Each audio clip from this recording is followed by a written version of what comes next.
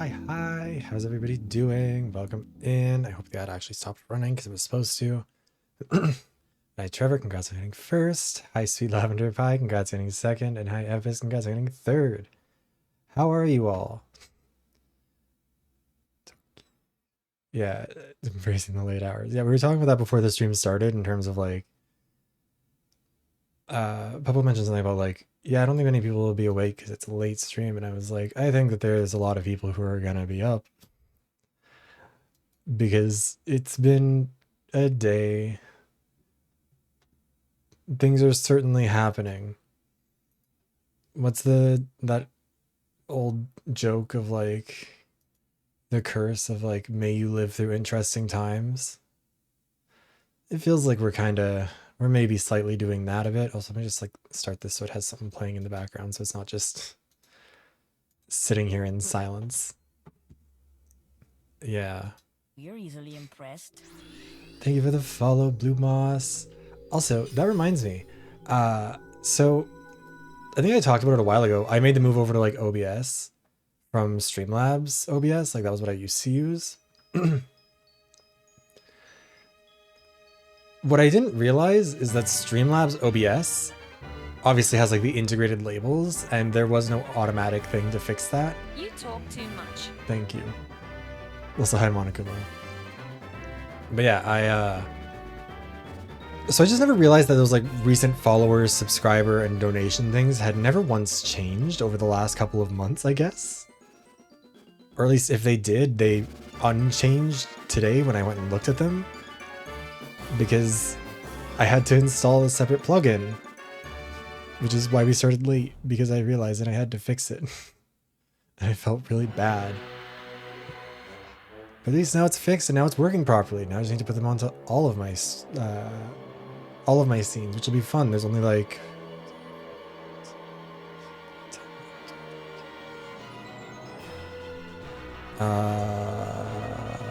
what is that? 52, 54 scenes. That'll be fun to do. But yeah, yes, we're gonna be playing some Pokemon Black and White 2. We're restarting the Soul, or not restarting. We're getting back into the Soul Link after not playing it since fucking October, which I feel really bad about. Because Puppo had vacation, and then I had the Donathon, and then I had burnout and working on videos. But now we're back, and we're gonna lose everyone. It's gonna be really tragic. It's very. I know. I'm working on getting some proper stuff for channel points. I feel like I don't have very many of them. But yeah, we'll see. I'm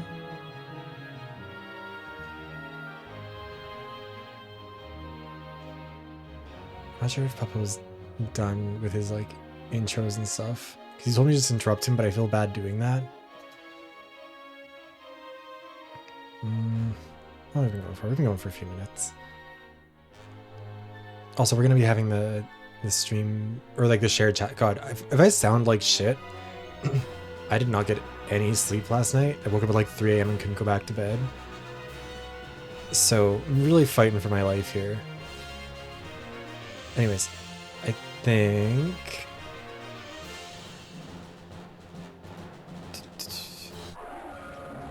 Oh my god. Alexa, play Clarity by Zed featuring, I can't remember who it's featuring anymore. Who's that song feature? I did consume caffeine. It made my voice feel worse. Anyways.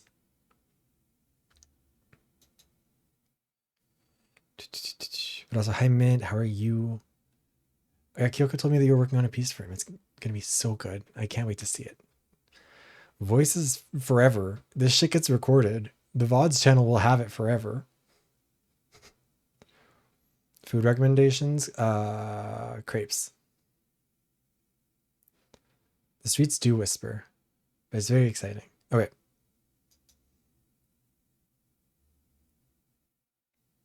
Hello. Hello, Vavs. Hi, you're there. I'm sorry if I interrupted you. Oh, no, it's fine. I was talking about Noodle canceling me. Yeah, so, I know. Yeah. I do have your stream open in another tab, which speaking of, Uh, I'm going to start our shared chat thing. Set. oh yes. There we go. Yes. So basically, we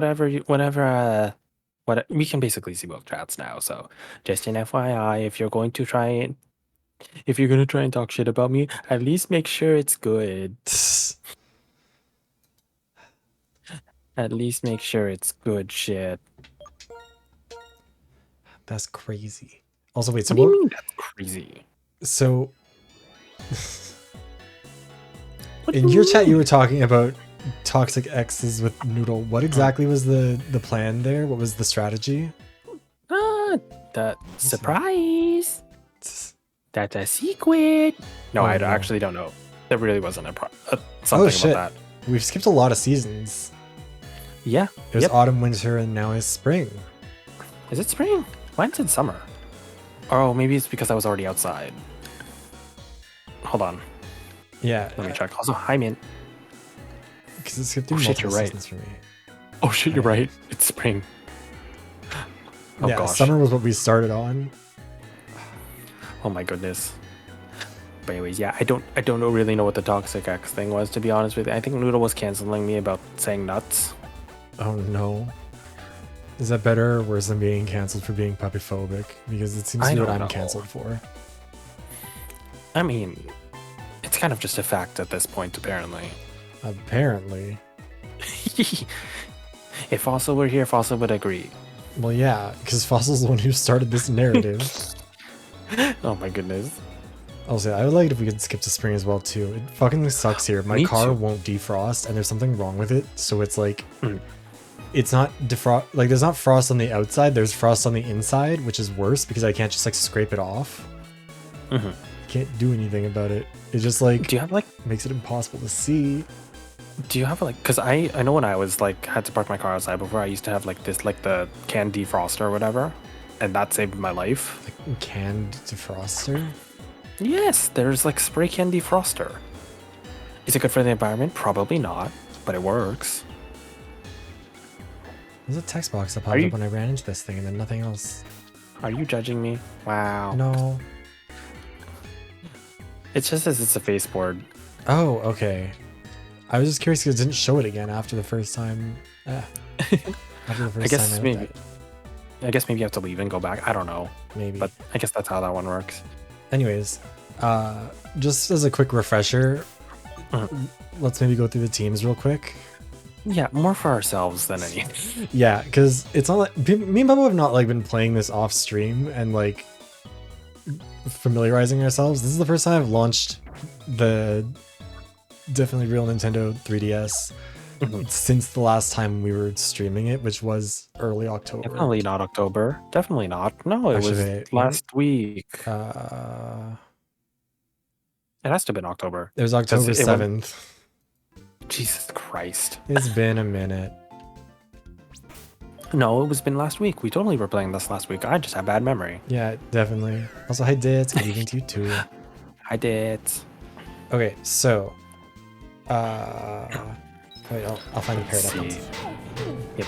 I mean, I'm just looking at the screen, so okay. I know at the very least who's on our team. Yeah.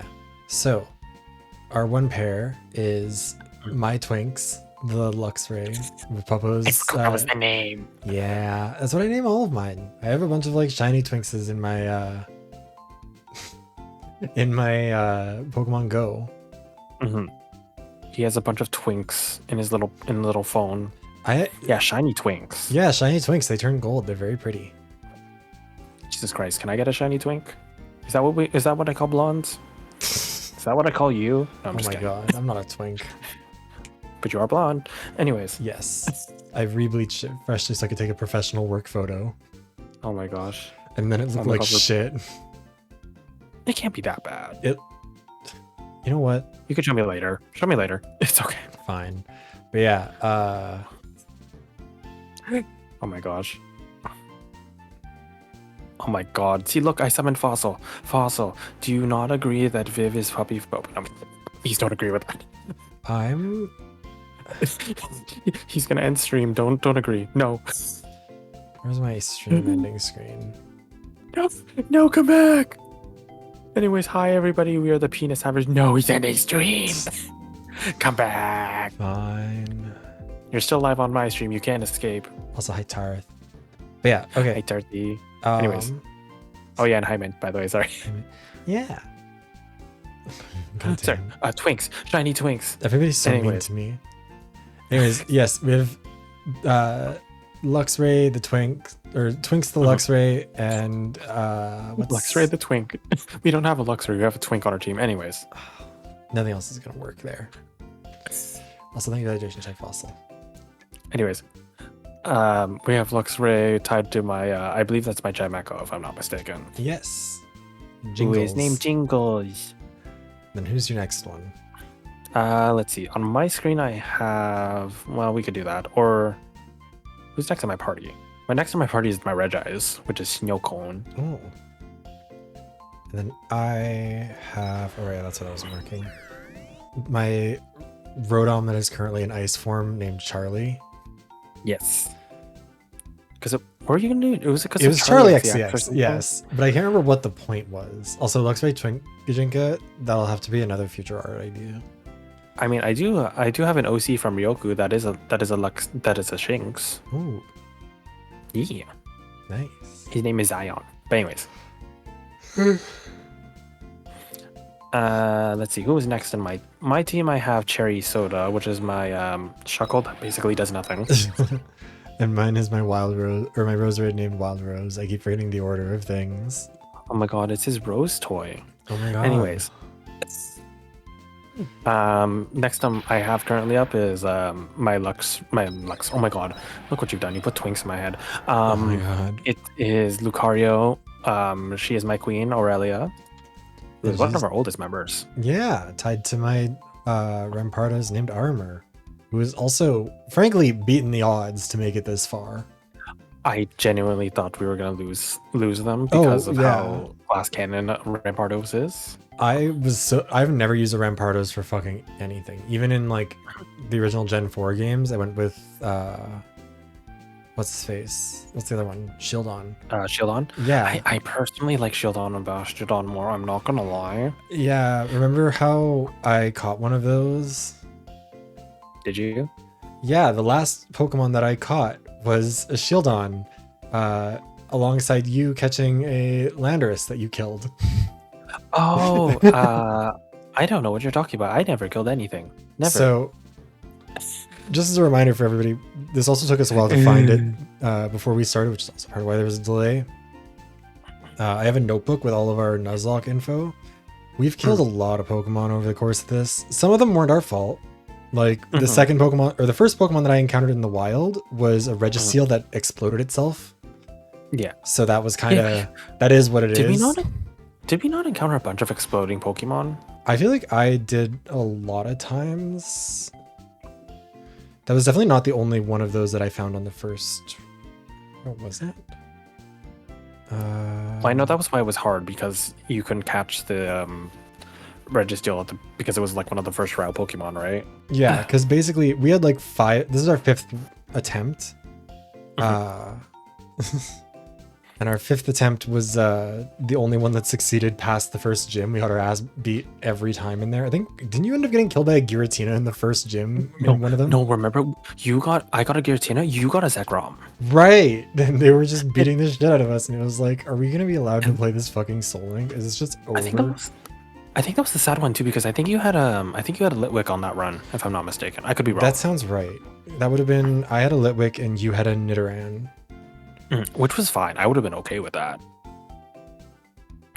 But it is what it is. Anyways. But yeah, and then how many Pokemon? Okay, so I can't remember. One of us got our starters killed because you had a Squirtle and I had a Torchic, and I think it was. I think that was during the like boss or like the boss one fight. Yeah. I think we vetoed it, and then they just ended up dying anyways. Yeah, I can't remember who got it killed first, but I think it definitely died in that fight. It originally. I think it died originally because on your side probably something happened, and then I think on my side I think it just died in a trainer battle. No, I think so. It evened out. No, I think because I lost something else in that fight, but I can't remember what it was. Oh, was it me then? Maybe it was I think me. you lost because you got yours up to a Blastoise. I think you lost because you got yours up to a Blastoise. I lost Yes. something else in that though. I know you did. I just can't remember what it was. Me neither. Because I'm pretty sure I also used a veto to get, or one of us used a veto on a Latios or a Latias, and then it got killed the second time too. I was thinking Yeah, I can't remember. We had some real rough luck with a lot of our Pokemon. I mean, to be fair, comparing this to my run with Midi, this is so much better luck. I don't know about that because we've had a lot of legendaries and we've lost like all of them. Also, you have a Munchlax named Pauladine. I forgot about that. Viv, I have a full box of dead Pokemon. A full box. Yeah, but we also don't have very many opportunities to catch them in this one, I think. Well, I mean, true. We always lost a lot of them. Keep But the yeah. grave diggers in the jaw. Oh my god. I mean, we kind of are. They are certainly That is staying true. employed. Mhm. But yeah, wow, Yes, we I really have. don't have many survivors, and most of them are not. Oh, right, we got our flying Pokemon killed at some point because I had Yes, Borb and I you think had that was Bowen. me. Right, that's okay. So that's our last set of Pokemon, by the way. Is you have your, I forgot that's why we named them. What you have a Smeargle named Angie, and I have a Salamence named Kaido because of fucking Yes. Danganronpa. Yeah. And then that's our flying Pokemon because Which is totally balanced, by the way. Yes, like my Smeargle is so overpowered. your Smeargle like, is it certainly has doing won- some interesting things. That is for sure. She has won so many fights. She is a queen. She is. She's going to get her ass beaten like a drum if we make it to the Elite Four. I need a Pokemon that knows Spore. If I could just get Spore, she'll be useful. Just something. I'm just stuck with Fly and Surf on her and Toxic, and then I And need to Ancient override Power? over Ancient Power. Yeah, Why override that was an it? accident. You know what? You're right. We're just gonna Toxic Lean and in. then Omni Boost. We're gonna Toxic, Omni Boost, and then use Fly to stall. You are so right. I am just a master strategist. Also, important to recognize that we don't know what types our Elite Four are going to be or what Pokemon they're going to have because that's just randomized. And we don't know. Oh, God. Actually, that probably would go. I feel like that would go in our favor, wouldn't it? Because, like, especially with the Grand Champion or whatever, like. Sorry, you cut out a little bit for me. What was I that? said, at least, like, especially for the Grand Champion, like, we'll almost certainly get less dangerous Pokemon. Mhm. Oh shit, your stream's like lagging out on my side. Hold on, what's happening? Why did OBS Studio disconnect? Oh, your stream has crashed. No, it's Mine? back. Why did it do that? I don't know, but it ended for a second on my end. But now it's good. Oh no. Wait. You're fine. Oh fuck. It's okay. I'm not really using this as a recording anyways, but still, that's annoying. Yeah. Shared chat is also still working, I think. I hope. Let me make sure. Nope, it wasn't. Now it is. That's annoying. It should be. It says some streamers aren't live yet. What? Wait, I'm not live? It says some streamers aren't live yet on here.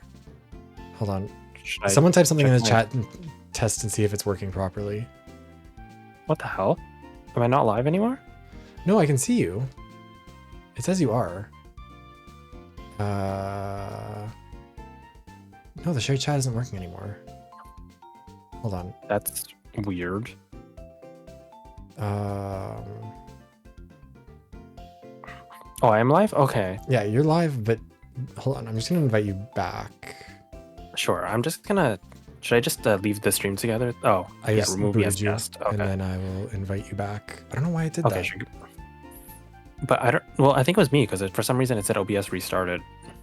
Yeah, it was definitely because your stream like lagged out for a half second. Okay, so That was weird. Okay. okay, it still says that some streamers aren't live yet. What the hell? Let me see. Let me. I'm just gonna close this and No. start over again. Well, my internet didn't change. Sometimes that happened before when my internet would change, but that's weird. Sorry, guys. This Sorry thing about is that. being a hater. This is such a useful feature when it works. I sent you the invite again. Hold on. Let me just. I'm just gonna I have to refresh Twitch. 1 second. Okay.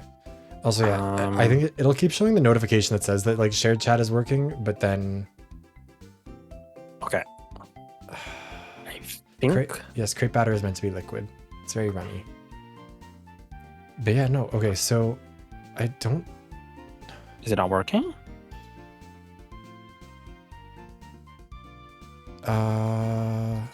Because I'm in the thing. Let me test it. No, it's not working. What the fuck? Yeah. What the fuck just happened? Because you're definitely live. Like, you are there. Here, let me just like fully close this and like end stream together, close the window, whatever, and see if Sure. We And Sorry, if not, I guys. guess we'll just if not, I guess we'll just have to do separate chats. Oh well. Yeah, we've just never had like we've done this a bunch of times before, and it's always worked out perfectly fine. It must have to do with that weird glitch that happened. I don't fully know why. Twitch here, yeah. Well, I mean, there are still some living Pokemon. Let me see. Okay, invite. Okay, I'm in the thing. Still says streamers can show or join shared chat once they're live on Twitch. I am live on Twitch. I can see myself live on Twitch. I don't know. That's so bizarre and fucking annoying. It's okay. I'll just occasionally look in your chat. I just don't know why that's doing that. Like, I would assume that you'd probably have to like restart your stream to make it work again, but I don't know if you want to do that. I don't particularly want to. Wait, never mind. Now it says that you're live. Oh, maybe it just needed a minute to reboot. Maybe, because Stream Elements is saying that it's live now. Hold on. We'll start sharing the chat again. There we go. Okay. Okay, that was stupid. It still says some streamers aren't live yet, but it also says that the shared chat is enabled. So, like, Someone say something in both of our chats, please. hold on. There we go. Okay, cool. It is working. Excellent. Oh, there we go. Okay. That was stupid. Okay, Thank you, sorry. Argos. Mama girl behind you. Oh no. Mama, goodbye. Where? Praise. Praise be to the men. Yes. Exactly. I appreciate everyone's attempts to help us. Thank you. That was such a. I've never seen that kind of an issue before. Yeah, I don't know. Anyways, we should probably finish up so we can just get to Yeah. leveling. So we need to do some Hope we'll training Mm-hmm. because some of our Pokemon are not very strong. Actually, Puppo, Oh my your God, Zoroark my- is like very strong. Or a lot. Yeah, yours. Yeah, it's Mine is 46. It's level 60. Oh my god. Okay, so it did restart my stream. It just took a minute because Danny just claimed my first, second, and third pop again. Yeah, well, because the Stream Elements thing popped up again and said that you were active. That's so weird. Whatever. That's annoying. Okay. I hope I didn't break anyone's streak. I apologize. Oh no, I forgot about that. I have not seen the How Girly Pop as your Pokemon series. I'll have to look that up. But also, okay, Okay. I'm gonna try and figure out, because I know there was one place where I was like training up my Pokemon that was much easier, but I can't remember what level it was.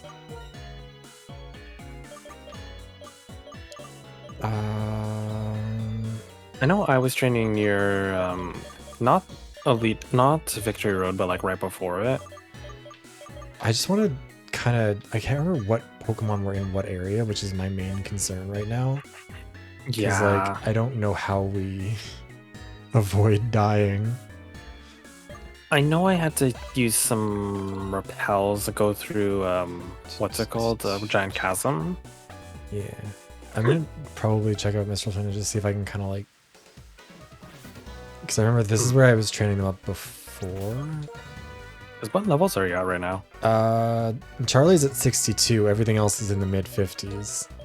Oh, okay. So we're not that far off because my only 60 is Zoroark, and then the rest of mine are like range from 51 to like 56. Yeah, I mostly Zoroark is very low for me. Mhm. But yeah, we're gonna pray that I don't fucking butcher everything for us, because that's my big fear, is that we're gonna finally start again and I'm gonna instantly get something really important killed. I'm just gonna cry. It's all good. That's right. That's what this was. I'm just trying to remember what was here. Yeah, see, that's my thing, is that like we can't rely on this stuff anymore. We don't know where anything is. I just remember there were Blaziken at some point, but I don't remember whose run through that was. If that was yours or mine. I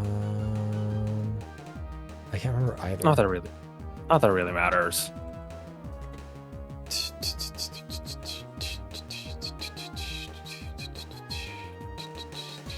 Man, I want Earthquake. I need it. I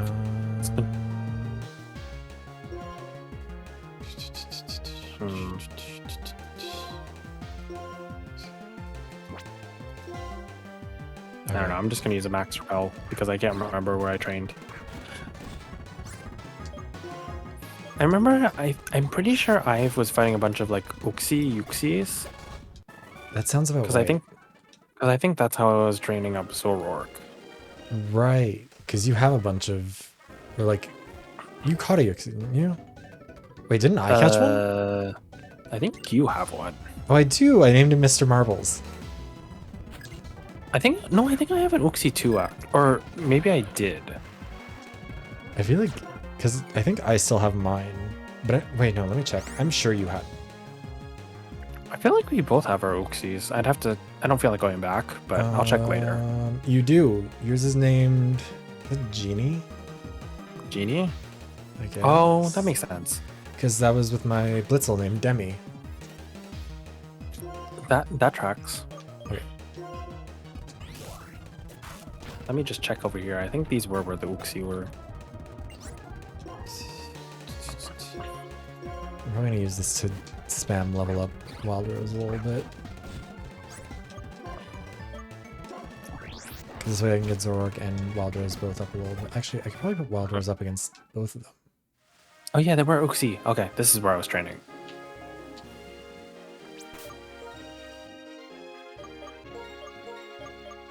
My Karakas is not gonna have something that's gonna like ruin my life, isn't it?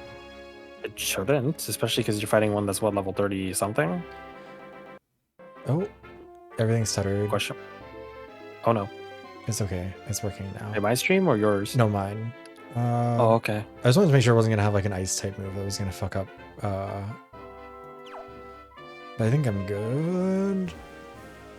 Because it should have like Smackdown and Curse. Oh, you're fine. Actually, what level is it? I can't remember. I think Smackdown is the 34. Smackdown doesn't. Yeah, Smackdown, Brine, Wide Guard, and Crunch, so I should be fine. And also 15 levels higher. I'm jinxing it so bad. I think you're fine. If anything, I should be more concerned.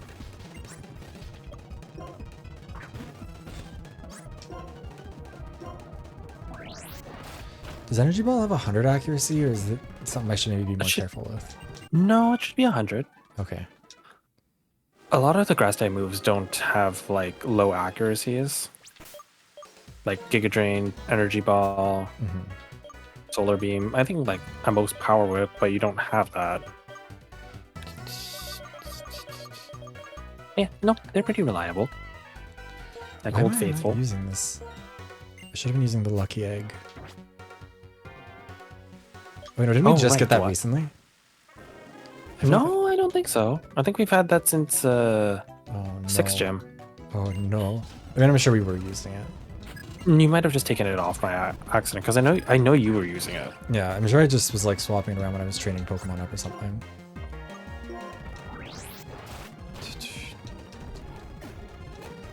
Come on. Come on. Because then Wild Rose and Zoroark are both getting boosted XP. That's good.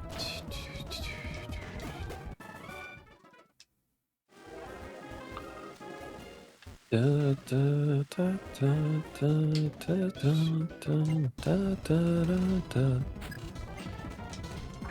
this one will mostly just be like us kind of refamiliarizing ourselves with what Pokemon are around us and like what's gonna happen to us if we try and go any further. Because that was my big fear with us like starting back up again, is that like if one of us if there was ever going to be a time where one of us would fuck up and forget something important, it would be right now, because it's been so long. Yeah.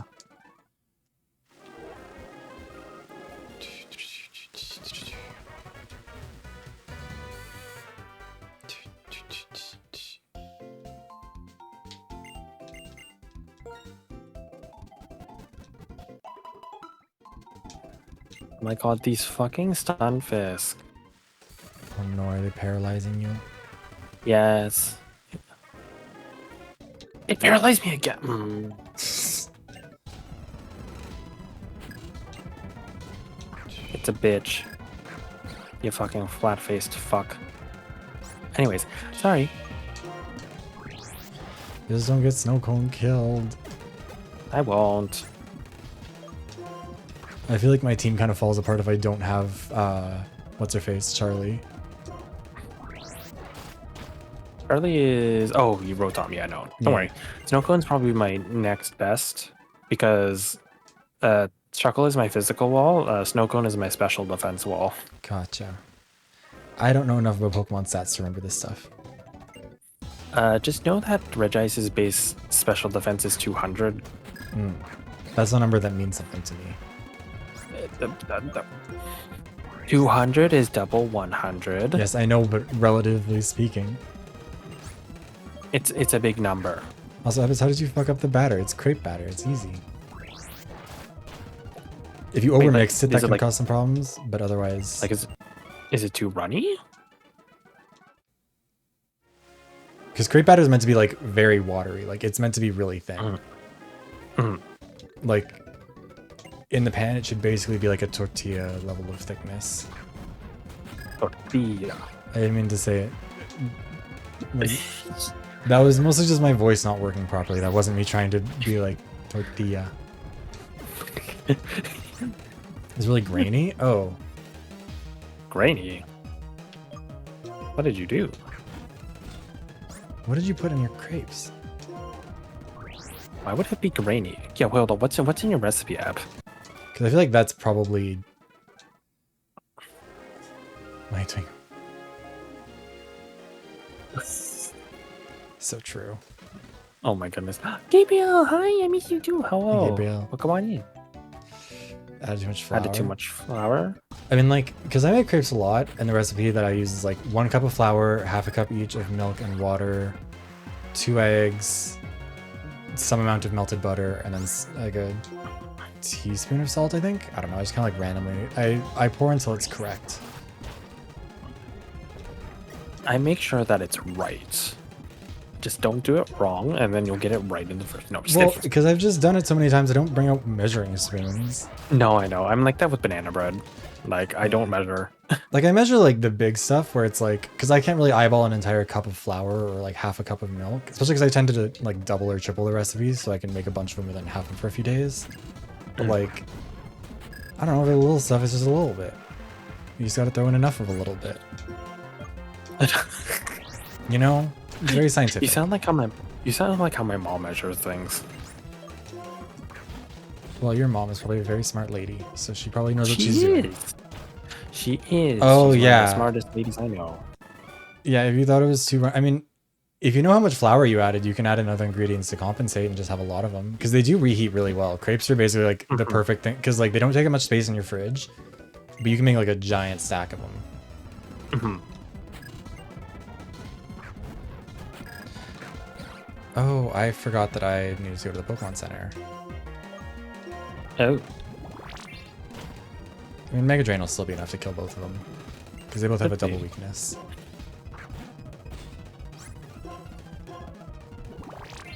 Eep. There we go, we're fine. Eep.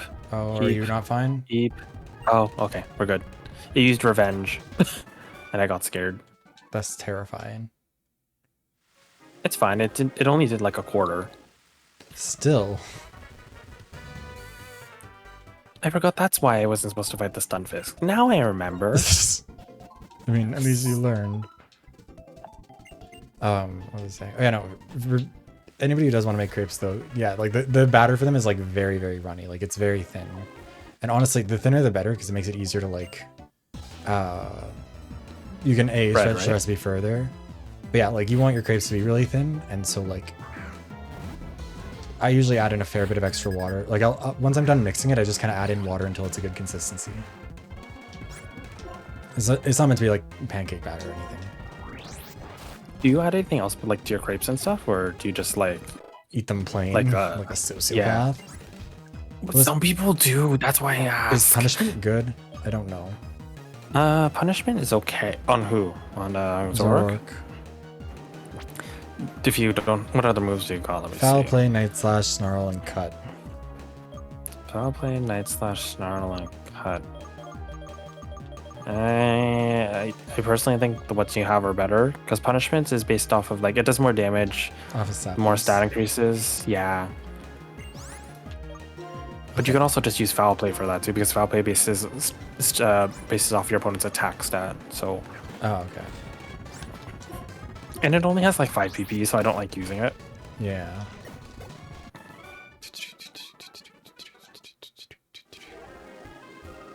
I have stolen millions of dollars probably by this point from this one Pokemon breeder. How much does he even give? He gives like 1,000, unless I have the amulet coin, then I get more. But usually I'm not using that because I'm gonna level things up.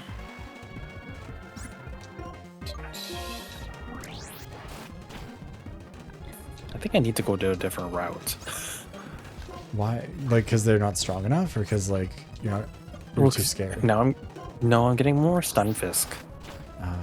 I mean, the season's changed. That might be a big part of it. Yeah.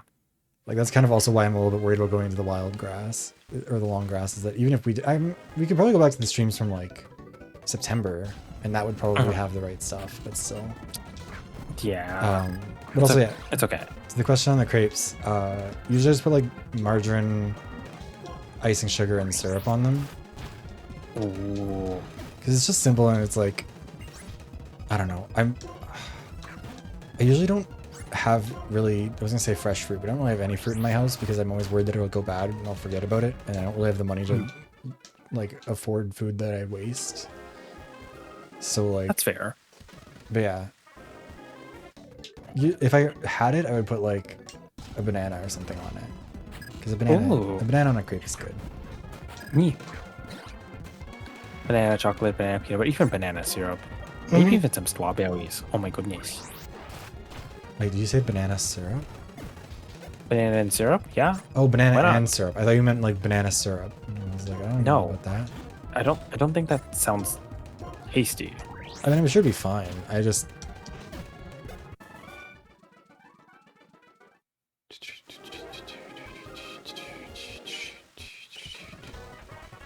No, to self don't fight here because they're a Diglett. Great. Yeah. Now where the fuck do I train? So I know I can't train inside Giant Chasm because there was something annoying in here. Just come fight the same Pokemon breeder that I'm fighting.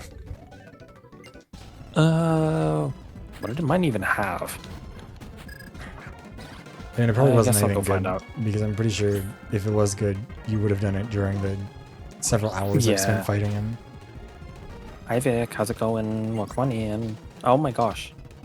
Getting hit in the face. Oh my god, they're throwing things at you. It's okay. I'm getting things thrown in the face because of money, so that's fine. Well, that's okay. Yeah, see, like that's why I don't fight here. Oh, that's not good. It's okay. But yeah, I feel like sorry. With fresh fruit, my thing is like, I don't know. I usually just buy stuff that I can have frozen forever because, like, I'll buy like chicken when it's on sale because I can, just throw a chicken breast in the freezer and it's good for however long I need it to be. Right. And I don't know. I feel like with fruit, it's kind of just a harder deal. I think. Yeah.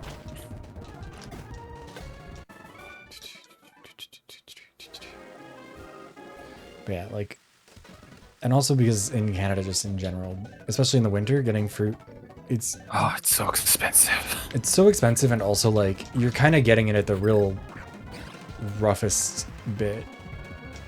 Yeah. I mean, wait, are you eating the raw batter, or are you tasting like a cooked crepe? Yeah, please don't eat the raw batter. Yeah, that batter. This isn't cookie dough. But yeah, no, like, especially stuff like bananas, like, you're getting, it's like you're buying everything organic. Like, that shit's, it's got about 30 seconds in your fridge, or in your, like, kitchen before it dies. Well, that's why I don't even buy, like, the big, like, okay, so the raw batter is not, I usually buy, like, 4. The raw batter is not indicative of the quality of the crepe, I promise. That will always taste bad. Yeah, please don't. It's not cookie dough. It will never taste good. Same with pancakes. It's a lesson that every kid has to learn, is that cake batter tastes good. Pancake batter does not. Well, cake batter, it also depends. Sometimes the cake batter doesn't taste good either. Kind of depends.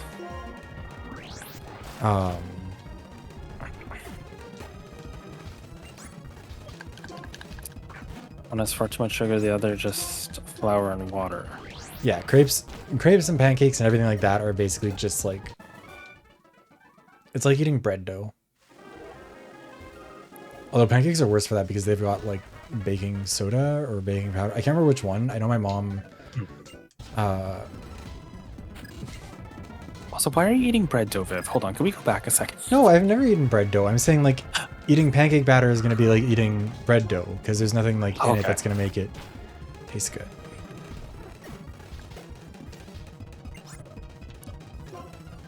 Are we taking in refugees? I think that we're about to be annexed, so I don't know. I don't want to be a part of America. Yeah, no, I'll flee. If we get annexed, I will not be responsible for my actions. Where can we even go?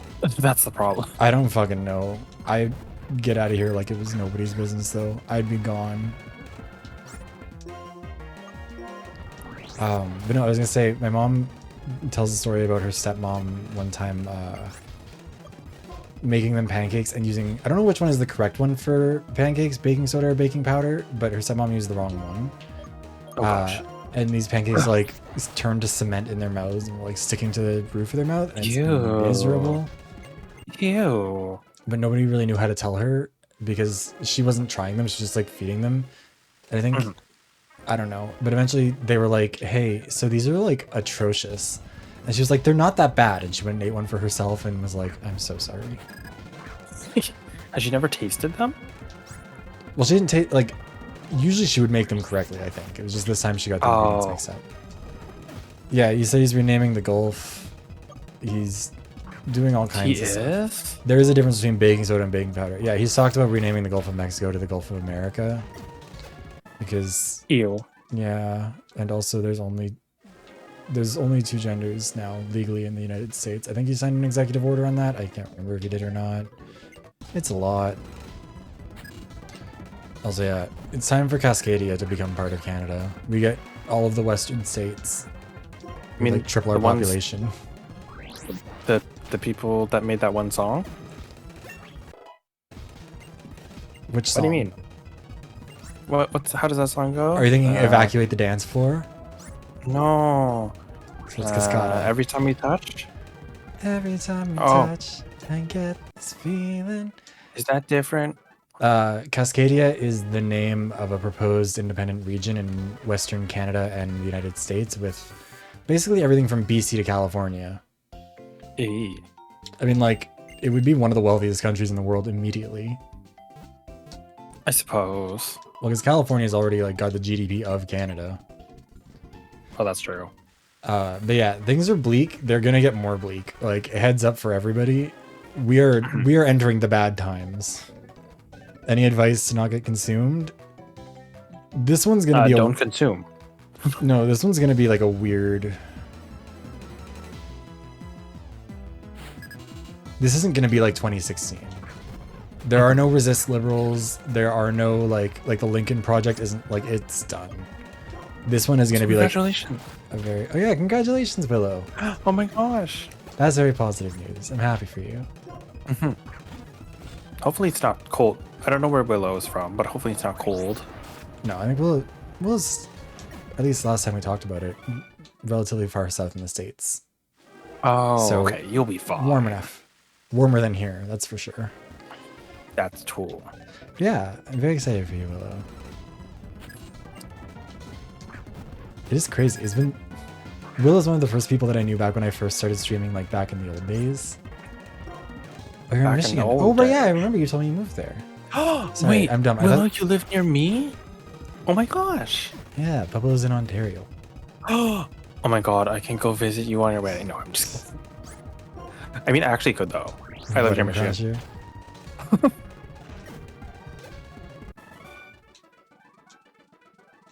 It's currently 6 degrees Trumps. That's crazy.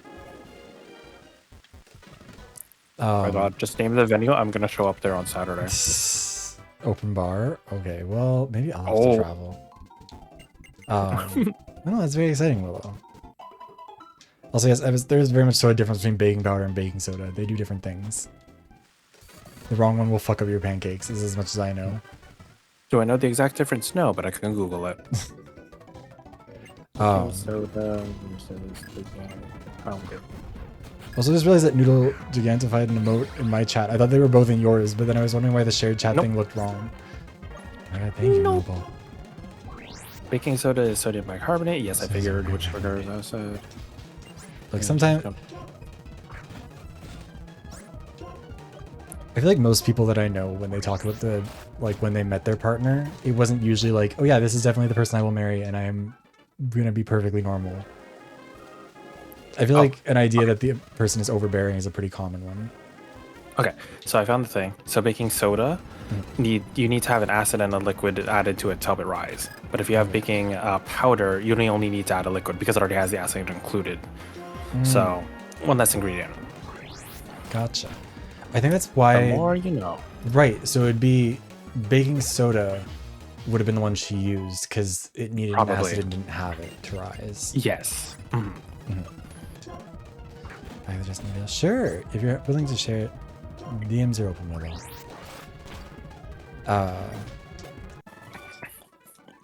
But also, yeah, I was gonna say like, it's gonna be important to take care of yourself over the next couple of years. Like, not abandon other people, but like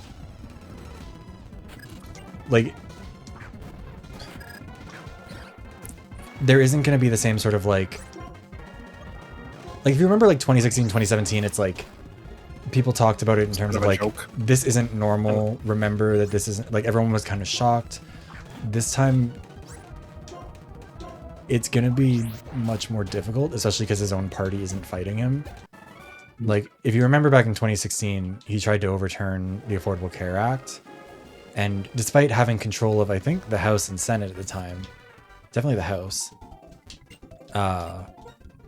they still weren't able to get it through because like Republican leadership wouldn't agree on it, and they couldn't come to like a reasonable they couldn't come to a compromise, so the efforts to overturn it just kind of died. This time the party is his party. There's no chance of that happening.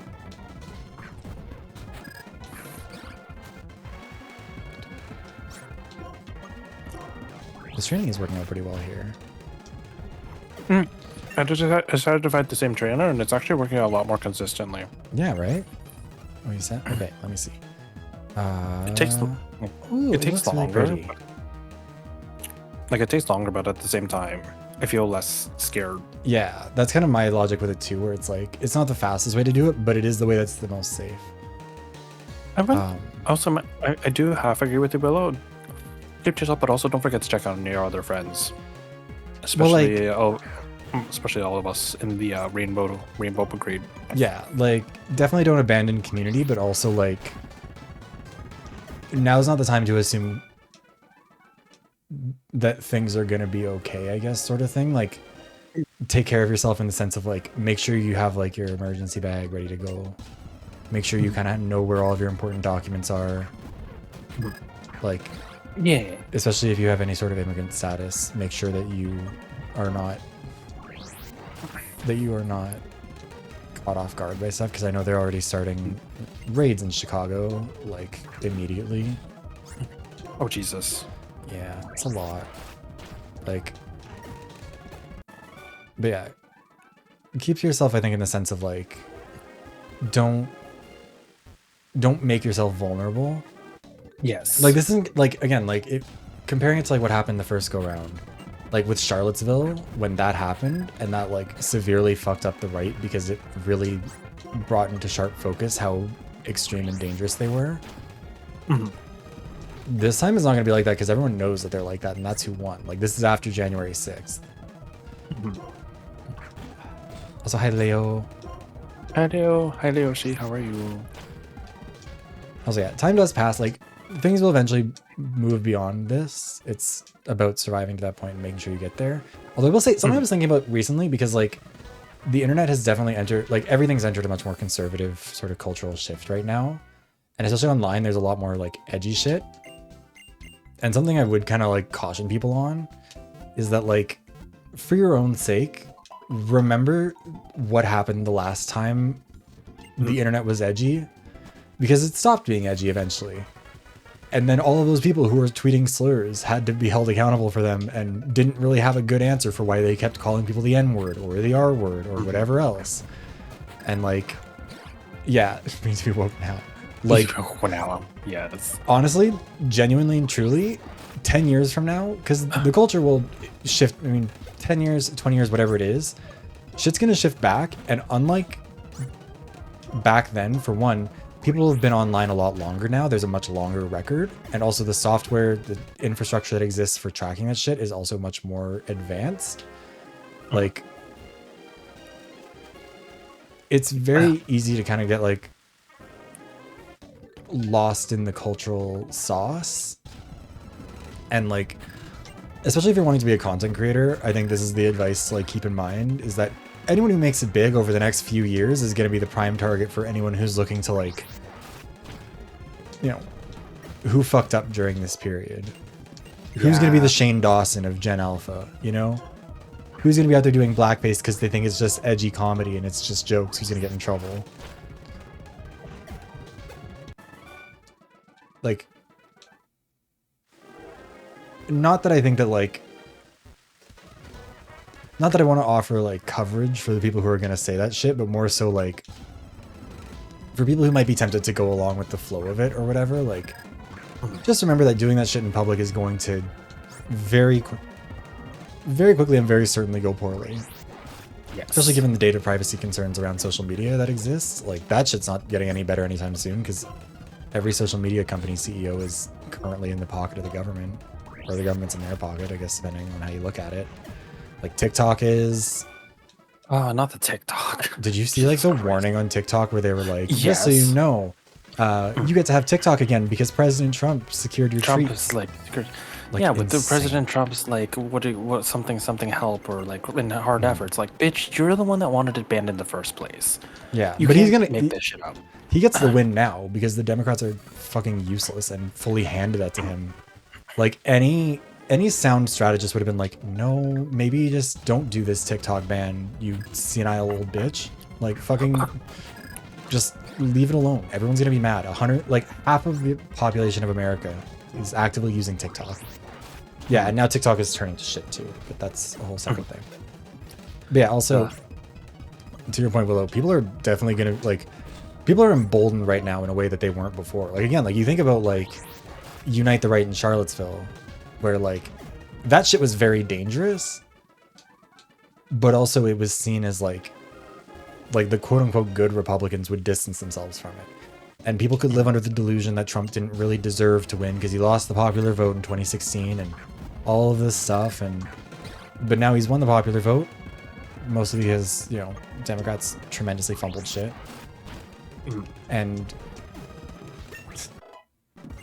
he won the Electoral College, like, he won the House, he won the Senate, he has the Supreme Court. And, like, people are emboldened because they've seen what you can get away with now. Like, even back in, like, 2016, like, the grab him by the pussy comment was, like, still genuinely very damaging to his career. Like, it's interesting to look back on that campaign and think about the things that nearly ended it for him. Because that was very close to the end. But it's kind of sad that people forgot that happened. You know what I mean? Like, that stuff. What else was there? I mean, people don't forget the building the wall shit. No. But even that. But now the Democrats are doing that too. Yeah, I know. Which is... And those debates. Oh my god, I forgot the debates where he was literally essentially doing nothing. Well, yeah, either doing nothing or talking about, you know, eating the dogs. They're eating the dogs, eating the cats. Anyways. But yeah, like, again, like I was talking about this with my dad actually the other day, where it's like, do you ever think about how insane it is that, like, you couldn't... It'd be one thing if he was some random dude who showed up and was like this, but he was the fucking host of The Apprentice. Yeah, like, imagine going back a decade ago and trying to tell people what damage he did, or even that he fucking matters. Like... Oh, let's not forget the COVID stuff, by the way, too. Oh, yeah. Also, yeah, it is giving very, like, the Marcoses and what's his name, Bongbong Marcos, who's the president or vice president? President. Because Duterte's daughter is the vice president, and they're threatening to assassinate each other. Yeah. Oh my god. Yeah. Can I just say that my quote unquote uncle, he's not actually my uncle, has literally posted about threatening to kill her live on Facebook. The Philippines they're doing some shit. It's wild. Yeah, but like part of it is also like you've got to remember when Trump won, he was also kind of elected into sort of frankly what's rapidly becoming obvious was kind of the last gasps of international liberalism and like mainstream neoliberalism in particular. I don't think I want nasty plot, do I? It's a good like boosting move, but for Zork, because it's a 2x special attack or +2 special attack. You could use it, but I mean, I think you could get away without it, given how your playstyle is. Yeah, I think I'll probably just go without it. Oh yeah, Trump withdrew the Americans from the WHO, which is not good, and also from the Paris Climate Accord, which is bad for all of us. Like it's so bad. But yeah, no, like in 2016 when he won, that was right around the time that like Trudeau won in Canada, Angela Merkel was still governing in Germany and fucking up everything there. Like in a lot of countries, it was either like center-right conservatives or like center-left liberals. That Lord Sugar would become Prime Minister of England. Jesus Christ. Wait, Lord Sugar. I mean, they had a lot of people. The UK kind of ran through prime ministers. I mean, like... That's my hope, Willow. I kind of agree with you. I mean, like, it'll make stronger people if...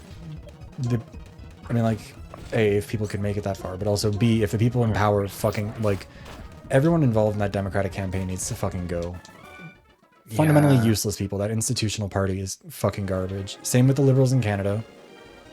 Genuinely a useless party full of useless people who are willing to throw everything away to fascism because they would fight kicking and screaming to stop anything progressive from happening. But like, yeah, like to that point, if you look internationally, Germany's on the brink of electing the new Nazi party, like the Alternative for Germany, AFD. In the UK, they have Labour, and they're probably safe there for a while because it's a Labour majority, and a large Labour majority, so they're probably not, but they're still pretty conservative Labour, like, especially in terms of, like, trans rights, like, it's not great there. But yeah, Germany's not doing great. France is in a very weird position, I know, where, like, their leftist bloc won their last election, but the centrists were like, we would rather actually literally hand it over to the Nazis than work with you. So they're in a weird place. Who is it? There's a... Reform is gaining popularity, that's true. But also, like... I wish a lot of liberals considered that she takes time and no thanks to interest, but I wish that ask is going back to her. Yeah. Yeah, well, I see what you're saying, Stitch. Some of it's that, but also, you've got to remember that the median voter is... not stupid, but has particular focuses. Like, this is one of the things when I was in politics, like, people don't change their minds overnight, but also the things that can change their mind are often kind of complicated and sort of nonsensical, which makes it hard. But like, yeah, the Democrats, it was not hard to see the things that could have been done to make things better. Mm-hmm. And yeah, like, I don't know. Right now we're very much so, like, there's an old expression of, like, socialism or barbarism. Like, it's either going to go, like, the center's dead, is either the left or the right. And the right is going to be going very far right. Mm-hmm. As seen. Somebody knows about this, like, half the reforms Rodriguez on. No, that's the thing that people are always mistaken about that. The younger generation is not just inherently more progressive. And I say that, like, my home province of Alberta, which is the second from the left in Canada for people who aren't familiar, elected the single longest running majority government, I think, definitely in Canadian history, but I think also in the history of like the Commonwealth. Like in terms of, oh shit, I think an ad's running mine. Oh, But yeah, like, I don't know, it's so, I just feel like, but you can finish your thought. I just wanted to add something yeah, go ahead. slightly unrelated. Well, I don't know. I just feel like the younger generation nowadays, I feel like you've regressed in a weird way. Oh yeah, Like for not sure. necessarily, like not necessarily just like in education, be also just like in general, like not even just like politically, but like I found that like a lot of the new generation is like very bad tech savvy, like in terms of like actual like schooling and what we had learned back in school. Yeah. They don't even know the basics nowadays, at least from what I'm seeing from my nieces and nephews and whatnot. Like It's genuinely, sorry, go ahead. it's concerning. It's just concerning. Continue. It's a very interesting thing on that front, because like my youngest sibling is 9 years younger than me, so we have like a pretty big range, and like I was born in 98, so like what was I gonna say? So like we really had like the two sides of like experiences with technology. Like my younger siblings grew up, like they had iPads. When they went to school, they didn't have like the computer lab with the normal software. They had like Chromebooks. Chromebooks have fucking butchered the technological literacy of an entire generation. It's genuinely Oh a my real God. problem. Because I remember my sister got a gaming PC a while back and wasn't sure how to download like Steam because it wasn't coming through an app store, Yeah. and she was worried it was a virus. Like that sort of thing is going to become increasingly common with a lot of people because their experience with the internet is downloading through apps or downloading through app stores. Yeah, Chromebooks are dog shit. They shouldn't exist. There's a comment that I saw is basically like from one of my IT friends. Basically, it's just like the most popular people they have to teach to are the eldest generation and the youngest generation nowadays, which is insane. Well, the older generation, yes, but the younger generation, you'd think they're good, but for all the points you said, Yeah. like it's getting sad. It's not great, and there's sort of that like there's that logic of like you know, or what was it that people said where they were like, oh yeah, Gen Z is immune to propaganda, which has been very funny because the number of them who've fallen for fucking the Trump save TikTok shit is crazy. It's insane. Like it's not. Critical thinking is definitely not. I need some Not common working. sense. Yeah. Also, side note, I do agree. I am also you, Willow. I will report everything. Yeah. Like, I don't know. I think, and part of the issue is genuinely like, part of it genuinely is liberals who stand in the way of the kinds of things that might actually convince people to not go to the right. Because at the end of the day, like, there's an old expression of like, or from a YouTuber who said basically like, political activity, political action, political belief begins with the vaguest sentiment that something is wrong. But that can take you anywhere from communism to fascism to anything between and beyond. Like, and for a lot of people, they weren't really given an answer from anyone except for the conservatives who said it's, you know, it's DEI and it's women and it's whatever. And that's not a good answer, but it's an answer. Yeah, for sure. Like, I don't say that like it's good that people believe that. It's more like there needed to be an opposing narrative, and there wasn't. And it was very like the problem now is that that's embedded in so many people's minds, and it's so hard to get it out of there. And then now we're gonna have to work around that. Now we're gonna have to deal with that. And like, it's such a what was I had something in particular I wanted to say, but I can't remember what it. Oh right. I was gonna say, one of the people that I think about a lot is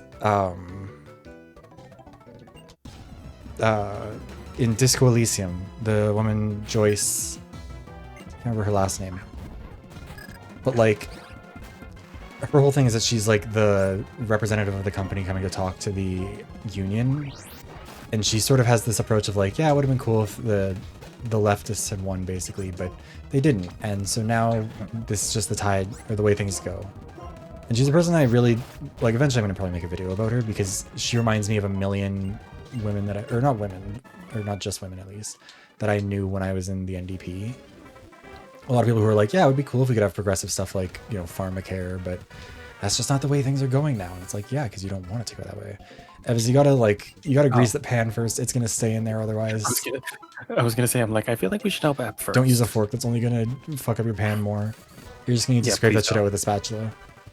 Ideally a plastic one or something. Yeah. I don't think they can flip it over. I think that's the problem. Yeah.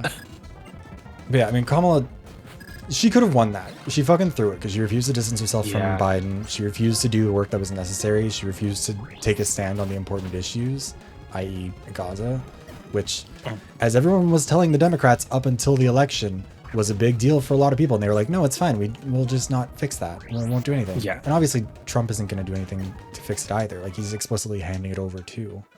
But like, at the end of the day, if you're the one with the gun in your hand at the moment that it goes off, even if the other guy also would have shot, you're still going to be the one who's held responsible for it. Yeah, that was a big throw, unfortunately. Yeah, I don't know. I mean, at this point, it's kind of hard to not see them as controlled opposition. They're just, they need to have what happened to the Republicans after Bush, like the Tea Party rise, all that shit. Democrats need their own left-wing version of that, because clearly going to the right doesn't fucking work. It was something that I argued about a lot, because again, like in Alberta, we had conservative governments for 44 straight years, like majority governments. It's really rare for that to happen. Usually governments last like a couple elections. In Alberta, the Progressive Conservative Association lasted from 1972 until 2015. No, 1971 to 2015, which is 44 years. And before that, there was a 36-year majority government for the Social Credit Party. Like, the NDP finally won in 2015 because of a split vote and making some very big promises to fix some very real issues. And then they immediately, you know, caved and swung to the center to try and capture votes and lost both of the elections since then pretty badly. Or not, 2023 was closer, but they still fucked it because we were in the middle of wildfires and our fucking leader wouldn't talk about climate change in the debates against a climate change denying freak. Fuck Danielle Smith. Ketamine. Ketamine? Oh no, just because Willow said they need to up their anxiety medication. Yeah, that's gonna be a priority. It's okay, I got you. I can steal some from the pharmacy, don't worry. You're gonna want to grease your pan wedding. pretty consistently at this. When I crash your wedding on Saturday, I'll bring some over. What was I gonna say? Sorry. Wait, you were gonna say something. I forgot. Oh no, I was just a point that I brought up because when people are saying like first woman president thing too, a lot of my coworkers were saying it. Like, what would you think if let's say what's her face? Michelle Obama had run, for example, instead. I mean, I don't think that would fix a lot of the issues. Unless she had radically different politics from her husband, I don't think that would work in her favor. Because she's liked because she's not running. Because that's also, like, keep in mind, that's the case for Hillary Clinton, too. Her polling numbers were always great when she wasn't running for office. Or not great, necessarily, but always pretty solid. Like, and then they just tank whenever she ran. Like, you know, she's liked because the Obamas are the last gasp of the liberal, like, Democrats being well liked, basically. And I think if she ran again, all it would do is just make people dislike her and Obama more than they already do. You're probably right. That's what my thoughts were, but I know one of my coworkers is very adamant that wouldn't happen. Well, and it's also like something that's kind of interesting about the Kamala situation is that that's actually pretty similar to what's happened in Canada, because Canada's had a female prime minister. We had Kim Campbell in the 90s. But she only became the prime minister once it became extremely clear that... Oh, fuck, what's his name? I can't remember the name of the PC leader at the time. He won, like... Or Brian Mulroney, that was it. Prime Minister Mulroney won a handful of elections back to back to back. But then his party was polling atrociously. Oh. And so he basically just, like, vacated and handed the leadership over to Kim Campbell just so she could get her ass fucking beat in the election by the Liberals. And the Reform Party, and the Bloc Québécois, and the NDP. Like, it was... I think they won 2 seats. She was prime minister for, like, not long. Let me see, actually. Prime minister from June 25th to November 4th, 1993.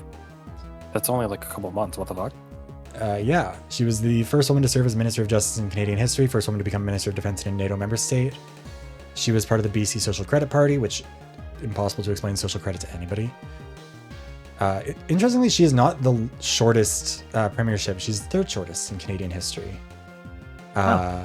Charles Tupper in 1896 and John Turner in 1984. 1993. Yeah, in 1993, the Progressive Conservatives went from 156 seats to 2.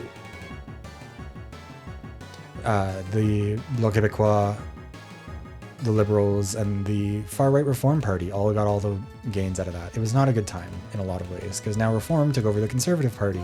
That's how we got Stephen Harper, and it was bad. Oh god, don't remind me about Stephen Harper. Stephen Harper truly only got away with the shit he got away with because he was the most boring person alive. But like, he was He came a to our fucking school freak. He came to my school once too for a campaign event, and he wouldn't talk to anyone who wasn't old enough to vote. And there were like those. Do you remember like people would put like Harper stickers on stop signs so it'd say "Stop Harper"? Yeah. Yeah, there were a bunch of those all over our town. They never went away like for years. Yeah. And then like it was, it felt like I was being talked. Like I was just constantly like. He's a beneath him. condescending prick. Yeah. What's crazy is that in Canada we almost had, because in Canada we've only ever had 2 governing parties, technically more, but all of the extra ones are just different versions of the Conservative Party that have been sort of renamed and merged over time. We've had the Liberals and the Conservatives, and we almost had the NDP. In 2011, they formed the official opposition federally, and it was like a really big deal because it was the first time the Liberals got knocked to 3rd place, and it was the first time the NDP made official opposition. Or no, yeah, because the other times where other parties have taken official opposition, like the Bloc, it's usually because the Conservatives get knocked out, not the Liberals. But they were under the leadership of someone named Jack Layton, who was like very, very popular. Not necessarily always the best policies, but like everyone fucking loved Jack Layton. Doesn't matter who you talk to, anyone who was like aware of politics at the time from any party was like, yeah, he was a decent guy. He would have been a good leader. And then he got cancer and passed away. And then he got replaced by Tom Mulcair, who was not a good leader and threw an almost certain win away for 3rd place. And now our NDP are fucking useless because they refuse to do anything with their power, and the Liberals refuse to work with them. And it's especially sad because that's how Canada got Medicare for all. Like, our free public healthcare was not because of the Liberals, even though they were in government. They had a minority government and relied on an NDP, or the NDP holding the balance of power. So for Americans, like, the parliamentary system basically is just like, if the party leader in the House of Representatives also became president, is basically the idea there, you know? And so if in Canada we have usually around 4 or 5 parties in parliament, and if we have a minority government like we have right now, that means one party has a lot of seats but not a majority, so they have to rely on another party for support. Right now the Liberal Party relies on the NDP, and back in the day, the current Prime Minister's father, or outgoing Prime Minister's father, also relied on the NDP for support, led by Tommy Douglas. And Tommy Douglas created Medicare, like the first proper Medicare for All program in Saskatchewan when he was the premier with the, I think he was technically Cooperative Commonwealth Federation at the time, but that was the predecessor to the NDP. And then he was recruited to lead the NDP federally and used his position with the balance of power to force through Medicare. And now we have Medicare. And it was supposed to be more, but then the Liberals decided that was enough. Anyway, sorry, I'm rambling. No, it's fine. I'm used to it. See, this is the thing, is just like I'm just as topical. I'm not really the politics person. I'm more of I'm more of the baking and like men's tits person. I mean, you can do all of the above. You can be the layer. Well, I mean, I guess, but like my thing is more just like I can tell you Pokemon facts, Viv can tell you politics facts. So true. Also, I'm just gonna save my game real quick because I've realized we've been going for a while and have not saved. Oh, that's smart. But yeah, I don't know. I think like part of what's gonna be necessary to get us out of all of this shit is, I think a lot of us are gonna need to be better about like not just educating ourselves about politics, but also like standing, 10 toes down on it and recognizing the stuff for what it is. Because like, again, if you remember like way back in the day, back in like 2014, 2015, the joke was always like, oh, your racist grandpa is just saying something silly. Like, he's just, he's just doing whatever. Like, he goes to Thanksgiving, he says the racist thing, you just kind of ignore him. Like, and that kind of stopped being a thing because everyone was kind of like, oh shit, those people are forming government. But then also, like, pancakes are good. What was I gonna say? Racist grandpa. Yeah. Oh yeah. But then everyone kind of realized, like, oh, turns out grandpa being racist is a fucking problem for everyone. It's gonna make it everyone's problem. But no one really knew how to talk about it. No one really knew how to deal with it. And people wanted to, it was very like reach across the aisle. Like, if you remember, sort of like, at the time there was a lot of like, we have to talk to our Republican friends or family members. We have to, like, there were 8 trillion articles being written about the Trump supporters out in the Midwest who are just regular people. Yeah, now's kind of the time to put your foot down, because frankly, like, oh fuck, where's the quote that I really like? Hold on. But also, before you do that, can I have this? I'll take the sourdough starter. There's this lady that was on like YouTube Shorts that makes different sourdough starters, but she also makes me uncomfortable because she just stares at you the whole time. Oh god, I don't know who you're talking about, but it's really funny.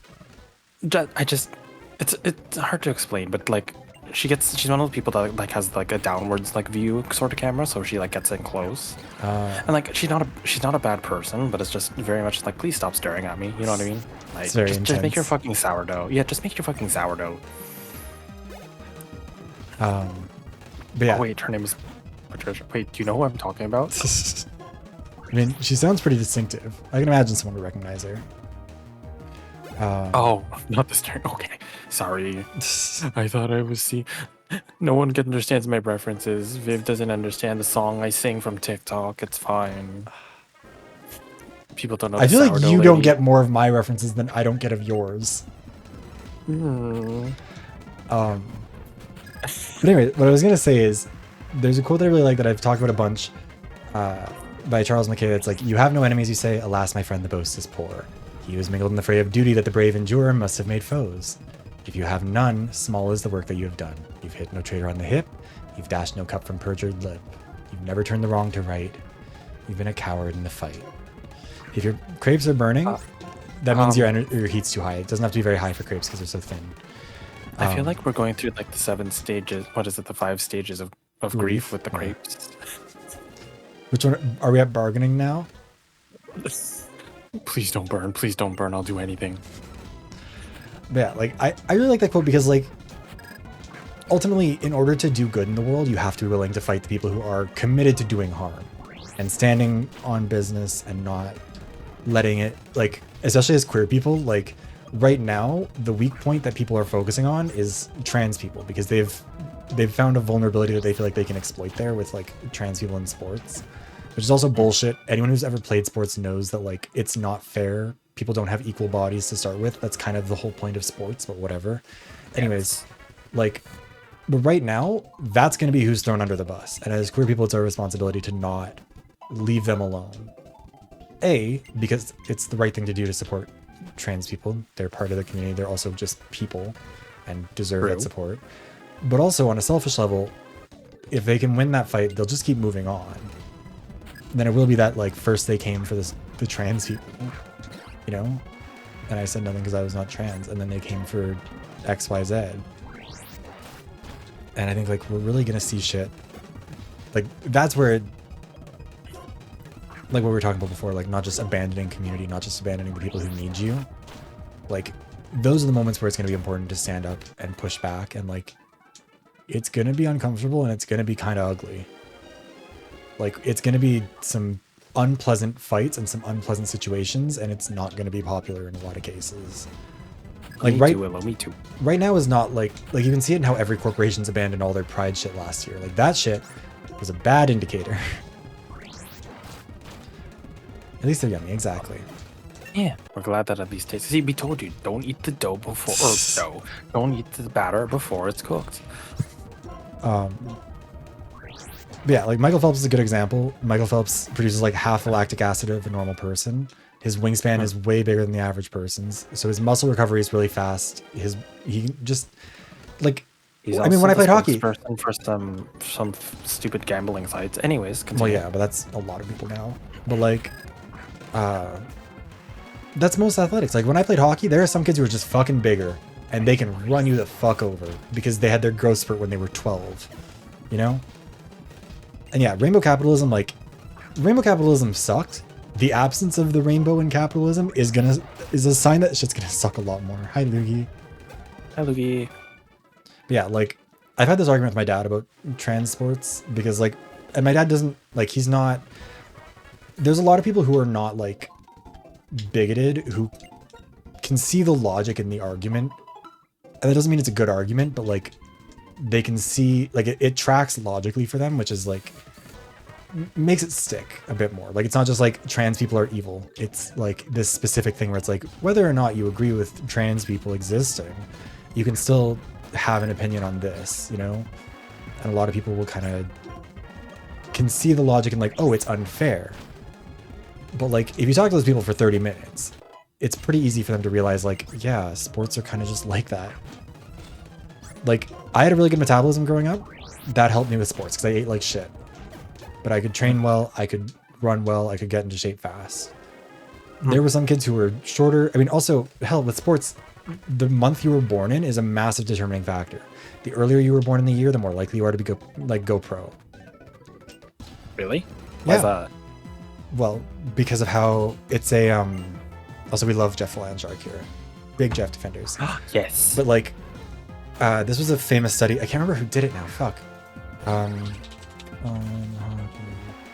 Yes, I would. Oh, I love Jeff. I would do anything for Jeff. If he also uses ult on me while I'm trying to do something, I will punt him. But I will apologize for it afterwards. Oh, Malcolm Gladwell was the one who did it. He wrote. I don't know if Outliers was the one that he wrote that was about this. But Outliers: The Story of Success was a book about basically like who you could get randomly, like or like the random luck you get, and he kind of went on this train of thought because he went to like a junior A hockey team or hockey game with his wife, and they were looking at like the program that they get at the beginning of the game, and they were told, or like they saw like a weird amount of the birthdays were like January, February, March, and like nobody in the last quarter of the year in that game. And they were both researchers, so they both started studying. Yeah, I was a mercy man. I think I still have that video somewhere. It's bookmarked, Willow, of Mercy Willow telling her mom that I banned her because she said I was a mercy main. Oh. Um Wait, you banned Willow because? Yes, briefly. Temporarily. Oh. We also had a timeout zone on my old Discord server that was just called Willow's Timeout Zone, and I made stickers that were the Monopoly guy, like go directly to jail, but it was go to Willow's Timeout Zone or something. You made stickers just to time out Willow? That was the wrong move. Okay, never mind, that's fine. I forgot that I'm significant. I'm like, Rosary's almost like level 60. Fuck, what was I just saying? You made things to ban Willow, basically. Oh, right, the hockey thing. Yeah, so basically they did this study where they were like, oh yeah, it turns out that like, and you can look this up in like the stats of like the most famous hockey players, almost all the most successful, the biggest point scorers, even just like the percentage of each month in the like presence in the NHL. Dognan was cool. Dognan? That was also an emote that I had. I think Willow was the first subscriber. I think it was at like tier 3. And so got to pick an emote and it was Dognan. I should try and find it. I don't know where it is. It was just, hold on. I probably actually still have it somewhere. Let me see if I can find it. But yeah, and so people who are born earlier in the year have they have an advantage when it comes to sports, because if they oh shit, I don't have the old emotes anymore. I don't think. Oh, wait, maybe I do. I also have a follow-up question once you finish what you're saying. Okay. I guess it's not in there anymore. That sucks. But yeah, so if you were born earlier in the year, it means that when you started playing hockey, which is like when you're 5 or 6 years old, if you were born in January and you were playing against kids born in December, you have almost a full year of extra development over them.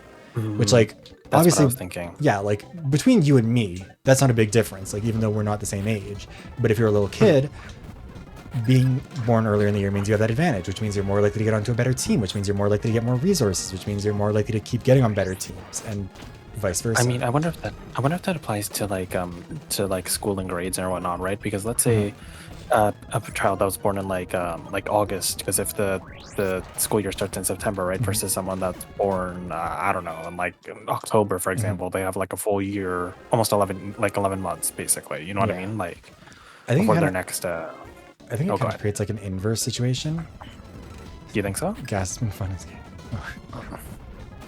Good night, Willow. Okay. Good night. Um, I'll see you at the wedding. as you crash the wedding. Yes. I got very confused for a Save a second drink for because me. this gas has been scary is a concerning sentence, but yeah. I thought that was just like a slang term. Yeah, no, I was a little bit concerned about that. Like that tweet from that person who's like, yeah, so it turns out that I've had like a gas leak beside my bed for the last 6 months. So if I tweeted anything weird, that's why. Oh. Oh. But yeah, like not everyone's going to be great. It's not like a one-to-one thing, but like the trend definitely holds. And I think that if you're not good at sports, you tend to gravitate towards either arts or academics. And so I would imagine that you end up with kind of sort of the reverse. Like you're more likely to be more artsy if you were born later in the year because you're more likely to have been smaller, not as good in sports, maybe find other stuff. Also, thank you for the hydration check, Bustle. Now, what if you were born in June or July, like halfway through between both? Or someone Like, are born you in just like May. are you like a jack of all trades? Well, you're not June or July. That wasn't the question. Well, okay. Still around that point of the year, jackass. Anyways. But yeah, no, like it's a really interesting thing where like it's just one of those like completely unfair, unequal, unavoidable advantages because you have to draw the cutoff point somewhere. At some point you have to say this is the start of the year for our purposes, here's the end. You can't divide up like little kids into 3 months or 3-month quarters and have them compete against each other. There's just not enough of them at most levels, you know. It's a whole thing, and it's very it is unfair because ultimately a lot of sports are unfair. That's just kind of how they go. Life is unfair. Yeah, well, I mean, like, if you're nearsighted, you're not gonna have you're gonna have a disadvantage in sports compared to someone who's not. If you're somebody who has really high pain tolerance, you're gonna do better in hockey. If you're someone with longer legs and a longer stride or like better reach, you're gonna be a better defenseman because you can block people more. Yeah, in the I words wish that was the case. in the famous words of Naomi Smalls, life's not fair. Life's not fair. It's a hype But now. you know, Irina, in the words of Naomi Smalls in the most recent pit stop, sometimes life is fair. Sometimes life is fair. But yeah, it's okay, no, the point of all this was like basically like it's a lot easier to like the sort of stuff about like trans kids in sports is the kind of argument that's easy enough to push back on. A, because there's also like 5 trans kids in sports that are getting banned by these things, which is especially cruel and targeted and mean. But also like if trans people were like if this was the secret like get gold medals quick scheme, people would be fucking doing it and they would have been doing it for a while. Like, and this is something that people actually don't recognize a lot about transitioning. It's very cool how much like going on HRT alone dramatically transforms your body. Like if you talk to trans women who've gone through hormone replacement therapy, or trans men, they'll talk about how like the hair on their body, the hair on their head, the hair on their face, the fat distribution, the muscle distribution, like their hands will change sizes. Like trans women will talk about their hands getting smaller. Like they'll be able to compare them like before and after. Like that shit's crazy. Like any advantages you might have, some of them will stick around, but a lot of them will also like fade pretty quickly because your body goes through a massive transformation. And it's sad that instead of being able to recognize like this is just some crazy cool shit that happens to our bodies and isn't science wild, it's just people being angry. Is imprisonment good for Zoroark to have? No. Okay, well, I don't know. No. Do you know what Imprison does? Doesn't it stop them from using the move, or does it stop It them? stops them from using moves if you both have the move. So if you both have Shadow that's Ball, neither useless. of you can use Shadow Ball. Nope. It's only good for like cases where there's only one case I've really seen it is like if Gardevoir uses it, because Gardevoir gets a bunch of moves in VGC doubles that are common, like Psychic and Dazzling Gleam and Protect, so that locks the opponents out, but then it also locks your Gardevoir. Anyways, sorry, continue. Also, I would say like it's better to cook it now and then just refrigerate it, because I don't think the batter will hold as well. I mean, it'll probably still be fine, but it's better to cook it and then just leave it like that.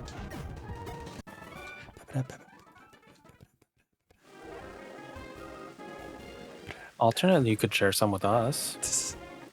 I keep meaning to make crepes, That would, but I forget. yeah, it's been a while since you told me you made crepes. I used to do it like when I was entering like finals week or whatever, or if I ever had like a big project I needed to work on, I usually make like quadruple or quintuple batch of crepes, and they just sit on a plate and I just reheat them forever. Oh, Because crepes are also very cheap. Trina They're made- actually pretty good one to work with. Yeah, that's true. But I would actually make what Rita made, like chicken breast. If you just like chicken breast is so versatile. You can make like Parmesan chicken. You can cook it. You can cut it up, shred it, and make it into like a sandwich. Yeah. You can put it in like some stir fry. Yeah, definitely like getting some chicken breast when it's cheap, and like having that, like you can do so much stuff with it. I used to make it a lot. I don't make it as much anymore, but like I'd make myself like a shredded barbecue chicken sandwich with it, and then in my pressure cooker. It was so good. It was so easy. Oh my god, chicken and waffles. There's this one place by my university. I used to, whenever I was depressed, I would always get the chicken and waffles and it made me be so happy. You know what I miss? Dumplings. Because dumplings are one of those things where it's like, I fucking Have you love had- a really good, like when I was in Montreal, there was this place I could go to that had like, I think it was like $8 for a giant plate of like pork and dill dumplings. It was Yes. so good. But dumplings you are also ever a had, like, the bitch to make. Have you ever had the soup dumplings? The ones that Oh, are yeah, filled yeah, with yeah. like, those are so good when they're warm. Oh, Do you know what's crazy? When I lived in Vancouver, I had a harder time finding good dumplings than I did in Montreal. really? You'd think there would Well, be like, more in Vancouver. Because I lived in North Vancouver, which is like more suburb. I think if you're in like central Vancouver, it's a bit better. I would assume so, but like there were a shocking amount of really good places in Montreal, which I wouldn't have expected. Oh yes, Rena's right. For fried rice and chicken. Oh, easy to make, and good uses of leftovers. Also, actually, if you you can get like cheap beef and cheap like if you get like strips of I can't remember what they're called, but like or like you can get cubes of beef too that are for like stir fries or whatever. Yeah. If you buy that stuff and you buy like chicken breasts or like chicken in strips or whatever, just buy a shitload of that. Cook you can it make in curry with ramen. that. Like Oh, literally buy ramen like too. You're right. yeah, like that's what I've done for a long time also is like just like some instant like some cheap ass ramen. Then you like if it's beef ramen, I'll prepare it with like or I'll prepare some beef with what's the fucking called? Like some fish sauce, some soy sauce, Oh yes. and just like a little bit of barbecue sauce maybe, and just kind of like grill it, and then basically do the same thing with chicken except do spicy, so like hot sauce and like paprika and like chili flakes and garlic, and then you just like throw that shit into your noodles, and it's so good. Oh, sounds good. Also, hope you have a good lay down. Hope your stomach stops hurting out. If you need more help with crepes next time, just let me know. I can Yeah. provide more Viv is the advice. expert. I've been making this, my nanny used to make them for us whenever we stayed at her house, so it was like a very important thing for me to learn as an adult. Actually, you know what's another recipe? I don't make it much because it's like a real nightmare to make because you have to fry it in oil. It's this thing called raw kuchen, which is like a me? Mennonite dish. What did you just call me? No, Continue. it's really it's basically just like a fried dough slice, like about the size of like a tarot card. You know how tarot cards are like bigger than a regular playing card. Okay. Like they're usually about that size. They have a slice down the middle of them, so they don't like bubble up too much. They kind of come out like a little bit flat and a little bit dense, but they're so good if you put like some butter and honey on them. Oh, Is it like? oh yes, cilantro. Is it like thicker? Would you say? Or Yeah, like it's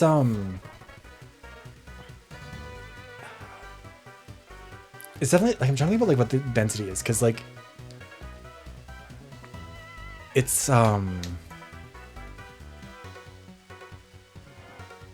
don't know. It is very dense. It's like it's not like filo dough thin, basically, right? no, like, we're not it's talking, not like a kind of donut type of pitas, thing. basically. It's like a very flat donut, I guess, like a very dense Oh. donut. But it's also like they're usually pretty thin and pretty crispy. So Okay. like it works really well, and they're just delicious. Like when I lived in Australia, I felt really homesick a lot of the time, so I would just like clear the dining room table and make a shitload of them, and just like Oh, they were delicious. I need to start doing that more here. They're good, but I don't like dealing with oil because when I lived in Australia, I didn't know that you weren't supposed to dump the oil down the sink. Oh my god, Viv. Fuck that place. It was an awful place. The school that I worked for gave us residence, and it was a dog shit house. It was covered in ants and bugs. There was rotten shit that was like left from the previous tenants that they never cleaned out. Like the doors didn't touch the floor, so bugs just come in all the time. Ew. My cousin came and stayed with me for a little bit, and the school's cleaning person who came by to like drop off some bedding for him decided to go back and tell everyone that I brought my boyfriend there. Okay. Which was already kind of like, they knew that was my cousin, and it was kind of weird that she did that. But then also, I remember I told his mom about that after I got back, and she was like, that's so funny that they thought that you two were like on the same level, because I think you could do better. And I was like, that's fucking brutal. Oh my god. That's hilarious. Also, I forgot to mention earlier, the Stitch's comment about lumpia made with beef Wellington. Oh, I want. Like, I need a juicy lumpia. Oh, do you know what that is, by the way? No, I don't think I'm familiar with lumpia. Lumpia is basically like a spring roll, but it's more meat. So typically it's like with ground pork, I guess, but you can really do like chicken and whatnot, but think of it kind of like that. And imagine a beef Wellington and that. Yeah, it's like crepe but with rice. Sure, that's one way to put it. Well, like a savory crepe, I'm assuming, not like a sugary one. Yes, not sugary. Well, I mean, you could add sugar to it, but then that would be a different dish entirely. Yeah, it also just feels like even with me, like I don't like the idea of eating a savory crepe. Crepes aren't savory. Crepes are sweet. They are sweet, delicious breakfast food. I'm not putting ham on my pancakes, and I'm not putting it on my crepes.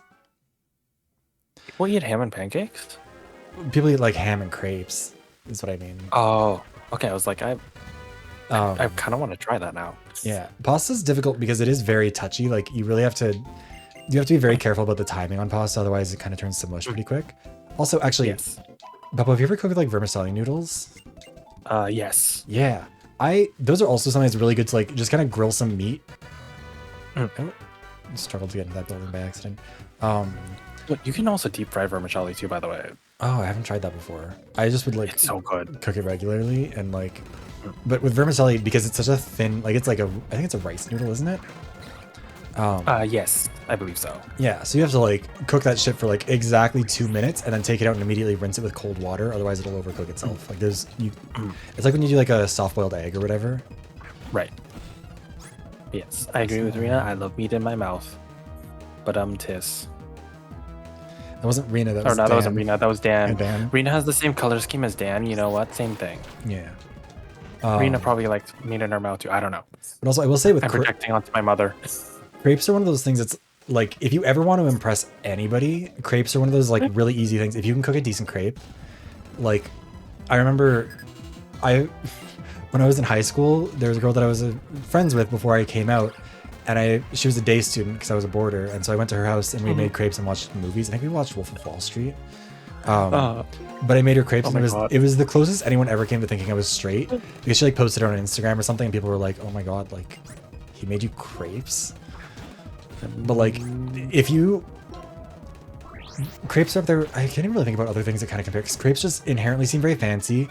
They're very easy to do. You just like have some fresh fruit, like some strawberries, some bananas, some syrup, have some icing sugar, dust it with icing sugar, because then it makes it look really fancy. I'm getting disowned as you're telling us about crepes. It's so sorry. You'll survive. Or you won't. Maybe you'll die. I don't know. Do you want me to? Wow. Neither is Rena. Wow. I'm leaving. Thanks for coming to stream, everybody. I hope you had a great day.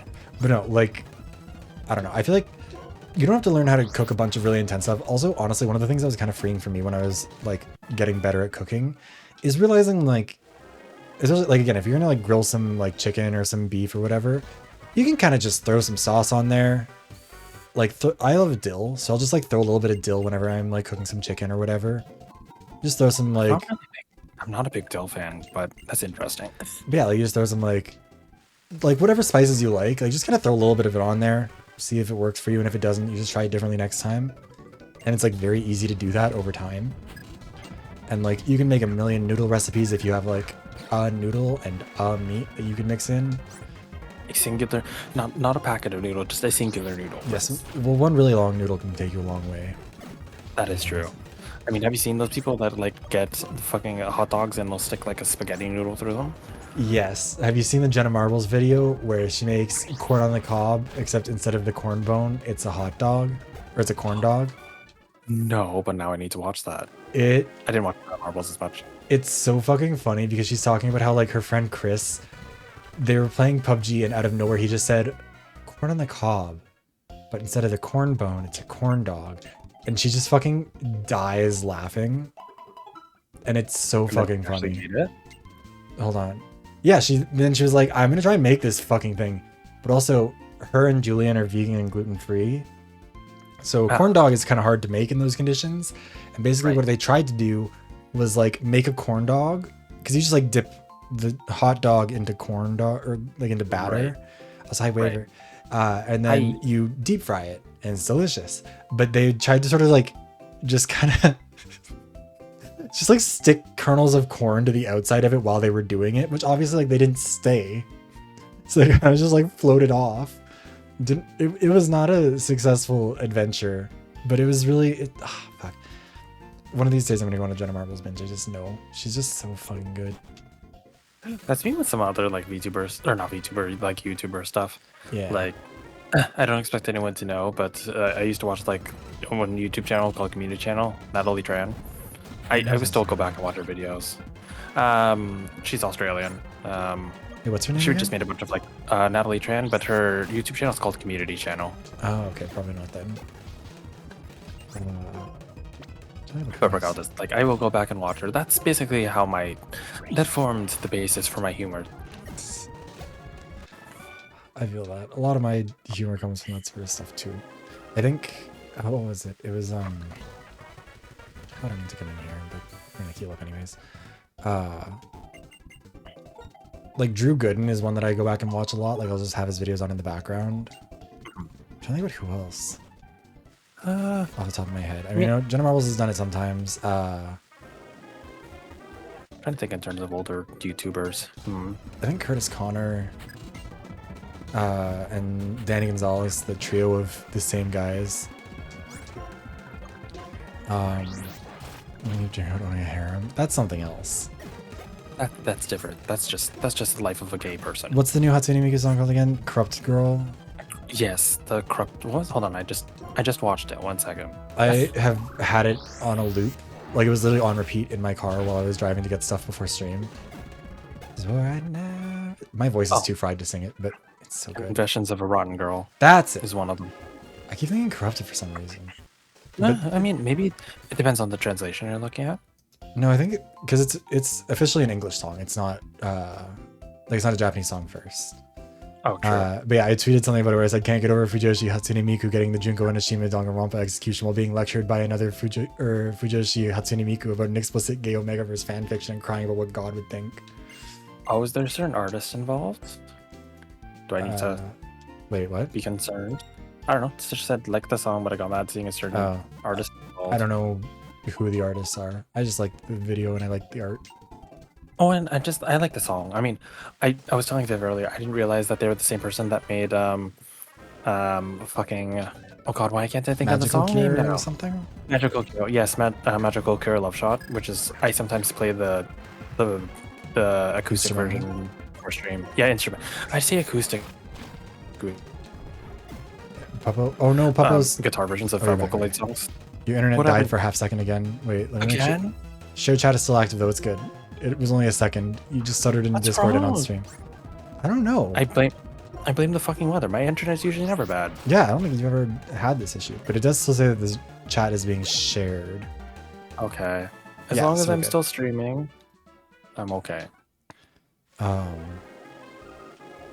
anyway, yeah, I was saying like I didn't know that they were the same person that made the Magical Girl song. I actually thought about it. If I ever made a 2.0, I would definitely do it to that song, but change the lyrics. I think it'd be cute. I don't think I remember that one. Or is it? It's the Miku. It's the one where it's the one where it says Miku Miku Beam. That one.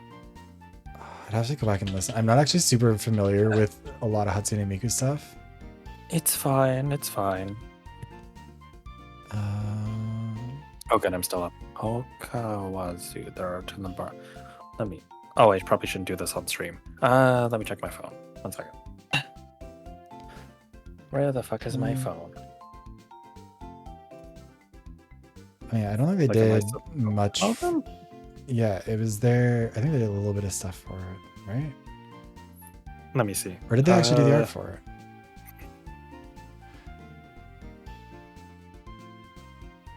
I don't know.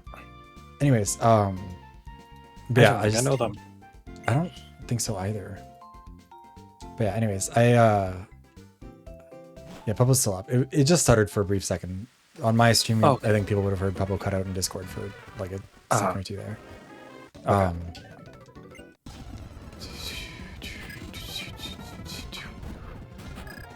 I don't know.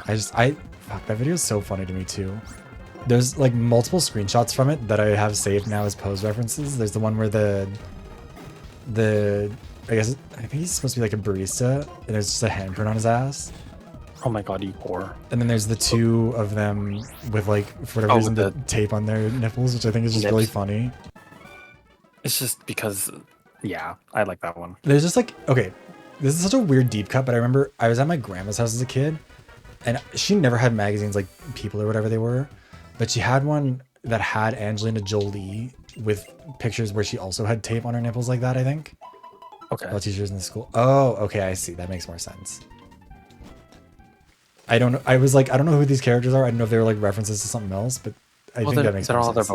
They're all the other Vocaloid characters. Gotcha. Like, that's the other thing, but they just made them older. Yeah. Yeah, there's there was the Yowie note in it. There was, I mean, she's got the Yowie paddle. I don't know why the Danganronpa reference is in there because that's like a pretty extended bit of the video. Like, it's a whole thing. I'm assuming it's mostly because in the execution, Monokuma is like doing a sex ed class. Yeah. And I think that's probably why, but like that's still a real deep cut of like. It's probably just. That's not what anyone thinks of with that. Probably. Honestly. But it's so funny. I don't know if I need to actually keep going back here. I can't remember how much VV I actually have for this. But yeah, I don't know. It's so. Fuck, why can't I remember the They made really good songs.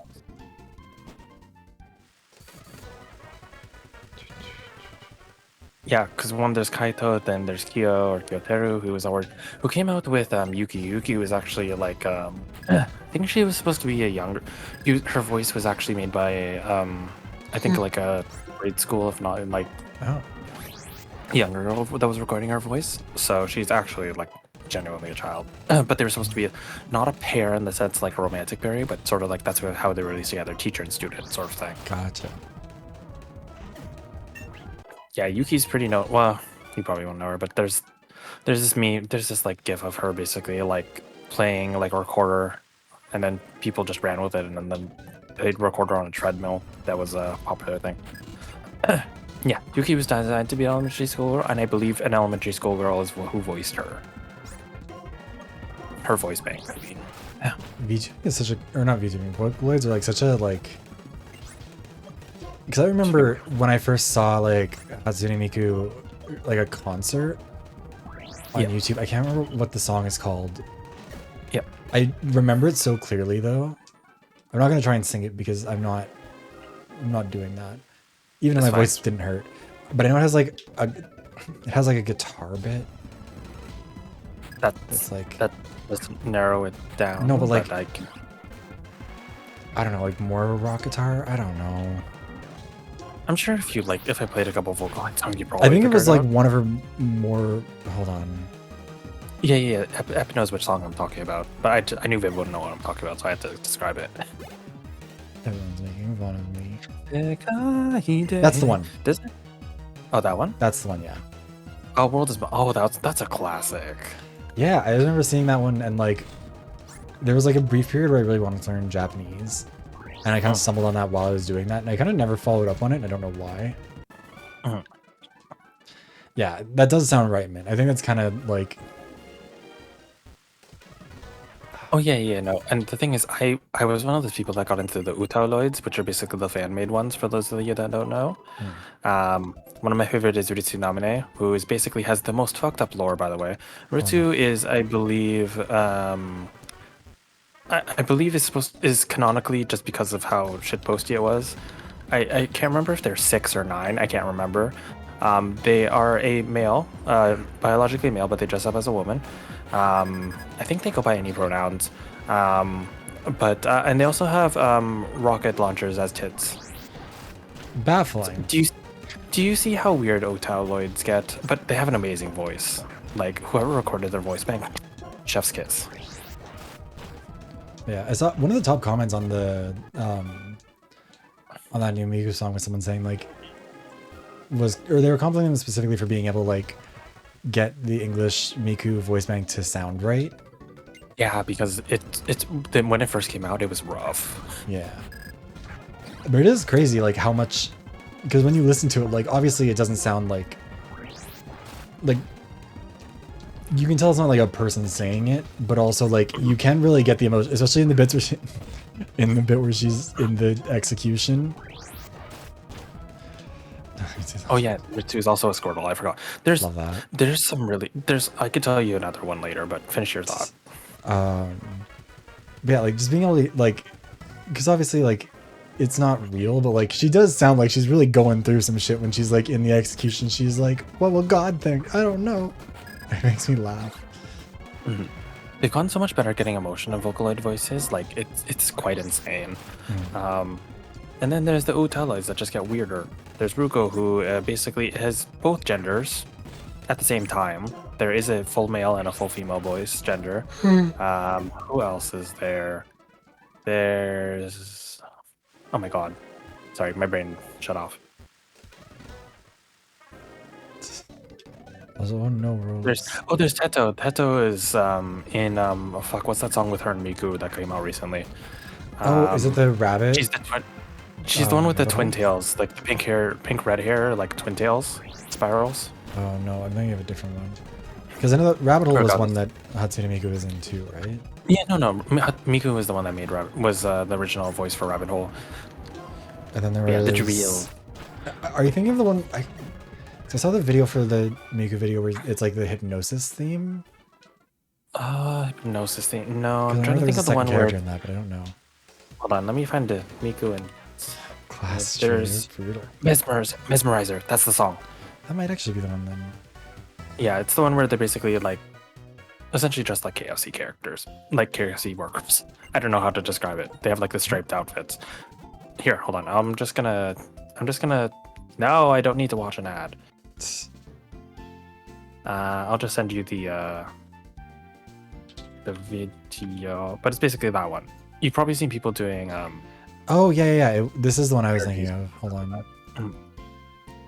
But yeah, Teto's Tower Trader Bitch. See, Teto was made. Do you want to know the fun thing with Teto is that she was made as an April Fool's Day joke. So on her number is 0401. So she's basically the same birthday as me. So I love her. She's also a chimera. Oh, love that for her. Don't you just love Utah lore? It's just like, yeah, you know, she's a normal girl. She has this and this. Also, she's also a zombie like shark thing. No, I'm just kidding. There isn't one that like. This sounds like VTuber lore, honestly. Pretty much. But I mean, what can you expect? It's from basically making your own OCs and just giving them a voice bank.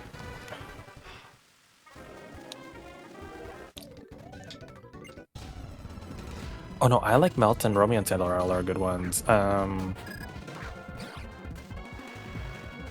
Rival Diva to Miku, if I remember correctly. Oh no, Teto is basically like the poster child of the Utauloids as Miku is to Vocaloids. Like, Teto isn't exactly like the first one, but she's the most popular because Vocaloid, like the original company, made her as a joke.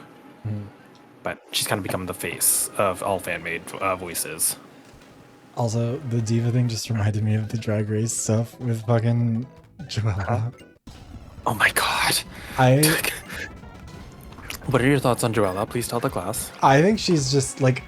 Drag Race is at its best when someone who looks completely fucking insane is entirely unaware that they look insane and is expressing the most dead serious emotion. that's what Laganja did. Like, that is what Joella is doing. Her taking, who was it, Lucky Stars, and being like, I'm really sorry, but I didn't think one of us was gonna go home, but it's not gonna be me, and I'm really sorry for you. Like, that's incredible.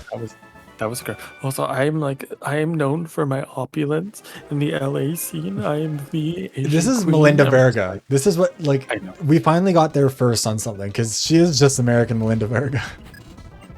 It's like a weird love-hate relationship. Like, I don't want her to go, but also like I don't see you staying long sort of thing. She's the kind of queen, like, she reminds me of, like, this is maybe a bit of a deep cut for Survivor fans, but like Abby Maria Gomez, my first season of Survivor was Survivor Philippines. Like, Abby Maria, complete fucking menace, absolute nightmare. Obsessed with her. When they opened up fan voting for Cagayan, she was top of my list for the female castaways. Because they had like 12 people, or 12 male and 12 female castaways that you could vote between to like come back, which was kind of fucked because they brought back like 9 men and 9 women. So there were only a handful of people, and like the way oh my god, I forgot how fucked this was. They had all of these people.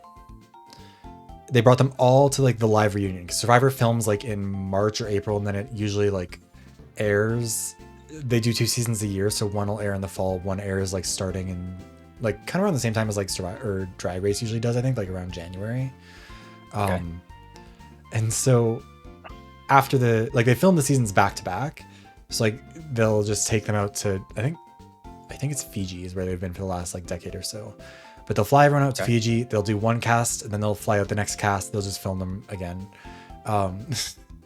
And what they did for Cagayan was that it was a fan vote for who would come back.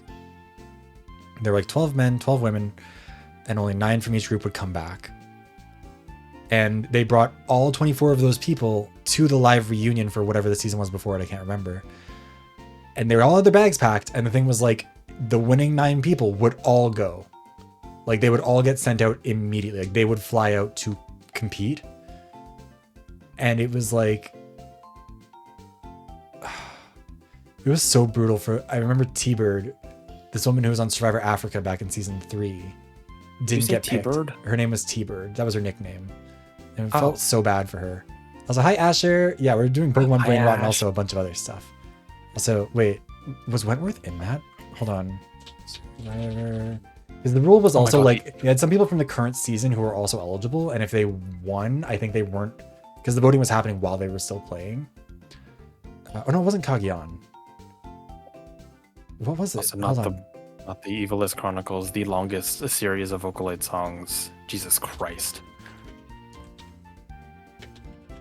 Make sure you have time for yourself, and then go read the lore on a wiki. That's the easiest way of getting into that. What was this season? It wasn't Caramel. Wasn't Blood versus Also, Blood. I'm more into the ES songs specifically. Oh, it was Cambodia. Sorry, that was the one I was thinking Cambodia? of. Oh. Survivor Cambodia. Yeah, they had like how many people were in it? Hold on, I need to get the numbers right. There were 20 castaways, and there were 1, 2, 3, 4, 5, 6, 7, 10. Oh, there were 12 people. Okay, so wait, they had a lot of people who didn't get to go. So there were 32 people who were eligible, and 20 of them went. But yeah, one person was eligible and didn't get to. Mike Holloway was on the season that was currently happening at the time, Worlds Apart, but then he won, so they didn't allow him to participate. He was invalidated. Wow. And they brought back a bunch of people, and I remember being really oh fuck, that was the season with Jeff Varner, who went like madly transphobic. Oh my god, I forgot about that. Okay, so sorry, this is like, I used to be a really big Survivor fan. I was obsessed with it at the time. I mean, that's why your name is. Yeah, that's why my name is Viveros. It was the name of Survivor Panama. They divided the tribes by gender and age. So, oh wait, was it in Game Changers when he did that? Game Changers. Okay, so hold on. So maybe he did come back a few times. Right, okay. So yeah, never mind. That was during Game Changers. He came back in Cambodia, and that was when he got popular. He was like the first, or no, not even the first gay man, because the first gay man on Survivor won it. Richard Hatch, which is a whole other thing. Then he went to prison for not paying his taxes and a bunch of other stuff, I think. But Jeff Varner Okay. was from Australian Outback, then he came back for Survivor Cambodia, didn't do great, but then he came back for Game Changers. And on Game Changers, he was in a tribal council with this guy from Survivor Millennials versus Gen X, I think was his, Zeke's season. And Zeke, this was like the final tribal council before the merge, or no, it was the first merge tribal council, or no, it was the last one before the tribal council, or before the merge. Fuck, I'm having a stroke. Anyways, so they were on the Nuku tribe. It was this really contentious vote. And Zeke, who's like a very good game player from what I remember of Millennials versus Gen X. Also, fun fact about Millennials versus Gen X. Do you know Smosh Gaming? There's a woman with red hair, like dyed red hair, who was part of Smosh Gaming, and she was on Millennials versus Gen X and got voted out like first for being too big of a game player, which is a little sad. But anyways, so Varner was going off against Zeke, and kind of out of nowhere was like, Zeke, why haven't you told anyone you're transgender? And everyone, like, it was like, it's a hard moment of television to watch because Zeke is like 1,000 yards staring into the distance. Like, because he hadn't told anyone because he wanted to keep it private. This was like 20, what year was this? How did the other guy find out? I don't know. He just did. I don't know if he ever said how he found out. It aired in 2017. It was filmed in 2016, like June 2016. So like, it was like everyone, like people were crying. Like you can go find the video of it on YouTube. It's one of the few tribal councils that's like easily accessible on YouTube. And like everyone who's present is like sobbing and angry, and like it's honestly kind of heartwarming in the sense that like everyone came together to defend Zeke. Like Varner was part of the majority alliance on the tribe at the time, and they didn't even have a vote. Everyone was so mad at him that they were like, they went to Jeff Probst and basically were like, we're not, like, he's gone, we're kicking him out. And it was really fucked. But now Varner, at the time he was like, no, I'm so sorry, I didn't realize. And now he's gone full anti-trans. He's a piece of shit. Fuck Jeff Varner. Now and forever. Dear Christ. Anyways, I thought sorry. that would be a good ending. Well, I mean, the good ending is that he lost and has not been invited back, and nobody likes Jeff Varner. Because yeah, what's he up to now?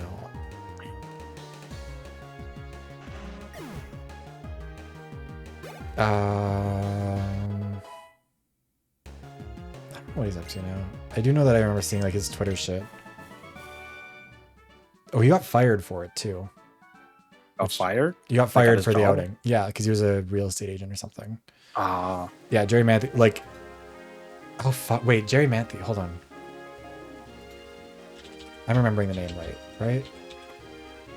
Yes, Jerry, love her. We stand Jerry Manthe. Okay. Jerry Manthe was on Australian Outback with Varner. Also with Michael Skupin, who did a lot of illegal things with children. And he fell in a fire and melted his hands. He what? So he was on, okay, so Australian Outback was the second season of the show. And it was like, they didn't really know what they were doing.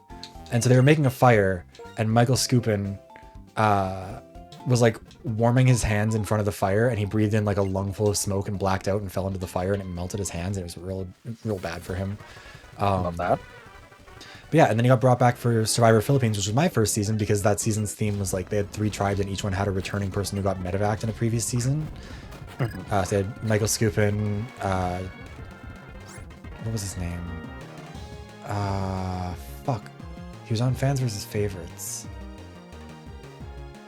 I think he was also in porn at one point. Oh, love that. I know he was on Calabao, but I can't remember his name. And then on Matsing they had Russell Swan, who was awful and lost fast. Penner, that's the one. Yeah. Jonathan Penner. God, that season was such a fun season to watch. I fucking loved Malcolm. Malcolm and Denise were like, Malcolm was like this like 20-something surfer dude, and Denise was like a sex therapist in her 40s, and they formed this alliance. Their tribe, Matsing, lost all 4 of the first 4 challenges, and then their tribe got dissolved because it was just the 2 of them. They got split up into Calabao and Tandang. I should be able to remember this. That season was like over a decade ago. They're almost on season 50 now. That was 25. But then Denise's tribe kept fucking losing, and so she eventually won the season, but she was the only person who had ever attended every single tribal throughout the show, because she just kept fucking... she had a rough go of it. I was so happy she won. Abby hit Skupin. Yeah, as she should. Fuck that creep. He deserved it. Survivor is such a good show for people. Like, I want to go on it. I was gonna audition this year, but then things got busy, and also I think they're doing a special thing for season 50. And he got a job. Well, I thought I was going back to school. That was why I didn't do it. That too. But yeah, fuck. Jerry Manthe was also on. Oh fuck, Heroes versus Villains. What a good season that was. And they had Boston Rob, and that bitch ass motherfucker got sent the fuck home in the pre-merge, and then they kept bringing him back, and then they brought him back for Traitors, and then he voted out Bob the Drag Queen. Multiple of my least favorite Survivor winners are on that current season of Traitors. Oh, seriously? Ew. Tony Vlachos, fuck him. Awful. It was just really annoying. Boston Rob. Evil man. He's not seeing heaven, and I'll make sure of it. Love that for you. But no, Heroes vs. Villains is fucking iconic. It was this first season to ever count a second or a two-time winner with Sandra Diaz Twine, whose whole thing, she won Pearl Islands because she was like, as long as it doesn't mean I don't give a fuck. And she won. And then on Heroes vs. Villains, she did the same thing again and won again. Icon, legend, she is the moment. Also Parvati Shallow, another icon, another legend. She is also the moment. She was also on Heroes vs. Villains and on Traitors, and I don't think she did very good on Traitors. But she made it to the finals of Heroes vs. Villains and won Fans vs. Favorites. Oh, Abby on... Oh. See, put Abby on there. Put Jatia on there. Jatia is a deep cut. I loved Brains vs. Brawn vs. Beauty. Dumb season name. Loved the mess of it. Yeah, and Jeff has like even her odds. Oh fuck, he's on ability. Wrong move. Abby would be a disaster of a traitor. I love that. Fuck, who else would be good? I mean, Malcolm would actually be a pretty good traitor. I feel like he'd be a fun one to watch. Spencer Bledsoe would be alright. Fuck. I need to get properly back into Survivor. Yeah, like that moment in Survivor. Actually, I talked about it in the Danganronpa video because a lot of that's about reality TV. Excuse me. And I talked about Survivor and like the Three Amigos and Survivor Karamoan. Because there's also a bunch of Survivor oh, ew, fuck Coach. No, get that weird bitch away. Andrea Boekel, though. I don't think I'm saying her name right. Love to see her back. But Survivor also has a lot of Rantaros who come back for back-to-back seasons. And it's... On those shows, it's always interesting because like Russell Hantz was a back-to-back. He came on Samoa and then he was brought back immediately for Heroes vs. Villains. And Malcolm was brought back immediately for Fans vs. Favorites and Karamoan. And it's always such an interesting thing for Survivor contestants because they get brought back and they haven't had time to regain the weight because they lose a fuckload of weight and they're really out of shape. Oh my god, it's Chase. Hi, Chase. Amanda would be... Courtney. You know what? Actually, no. We're talking about all the wrong people. Courtney Yates needs to be brought the fuck back. Icon, legend. Literally, she just signed up for Survivor because she wanted a trip to China. And then she kind of accidentally did really fucking good at Survivor and was really good at like navigating the social scene. And she was like, I want to go home. I'm dog shit. She was like 70 pounds soaking wet. Like the skinniest woman of all time. Like this platinum bleach blonde. Jeff would be really mean to her in the challenges and be like, wow, she can't do shit. And she's like, I know. And they brought her back for Heroes vs. Villains as well. And I love her. Icon. She would be amazing at Traitors. Back-to-back play. Oh, so yeah, that's true. Wait. Yeah, she was. Yeah, I forgot that Amanda was back-to-back. Amanda went over 100 days on Survivor without ever getting eliminated. She was really good.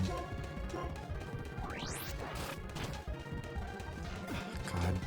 Sorry, this is like reawakening something in me. I think I've talked about it before, but like one time I had to get a procedure done on my nose so I could like breathe properly, and I was awake the whole time, but they had to like cauterize it, like basically fry a bit of my nose to like shrink it. And I had to try and distract myself, and I would name every Survivor tribe in order of like season and also how the how the highest placing member of that tribe placed. It was a lot. I also still have some of my Survivor buffs. Also, hi Cap. Look at me. Actually, hold on. You know what? I'm gonna check, and also because I feel like I need to leave. I need to stop yapping for a second. I'm gonna check and see which ones I still have. I'll be right back.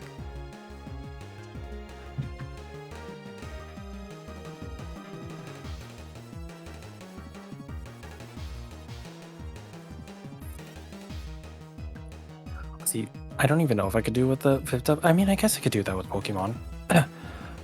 Try naming the first 150 in order.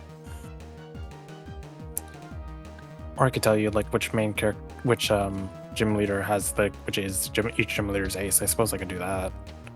Okay, I'm back. Welcome back. The ones I still have are Viveros, Messiah, Karor, and Galang.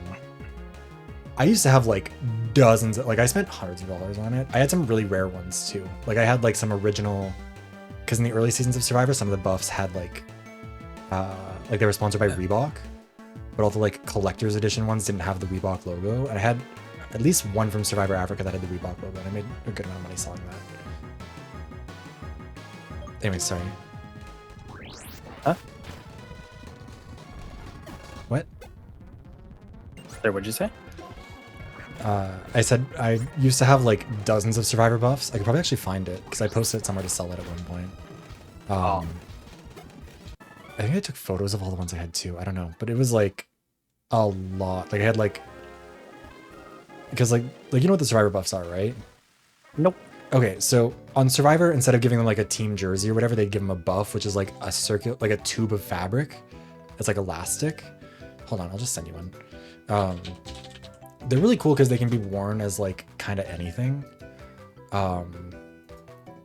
all have a neat pattern. They all have a neat color. I think I had I wanted Solani really bad because Solani is really pretty. It's like this teal and purple. Hold on, let me see if I can find it. I could never get one. I think I had because that was also the women's tribe from One World. Also love that app. Love that description. What description? What's wrong with love that.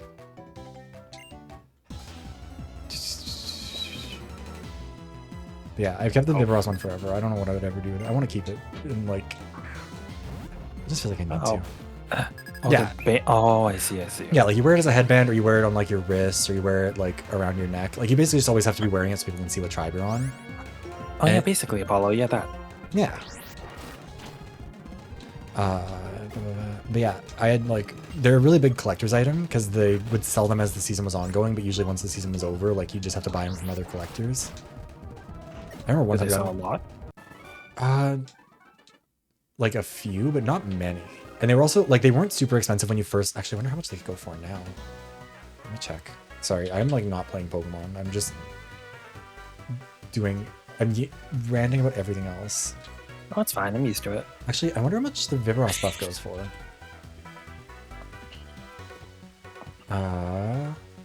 Hey, Astion, how are you doing? Welcome on in. Astion.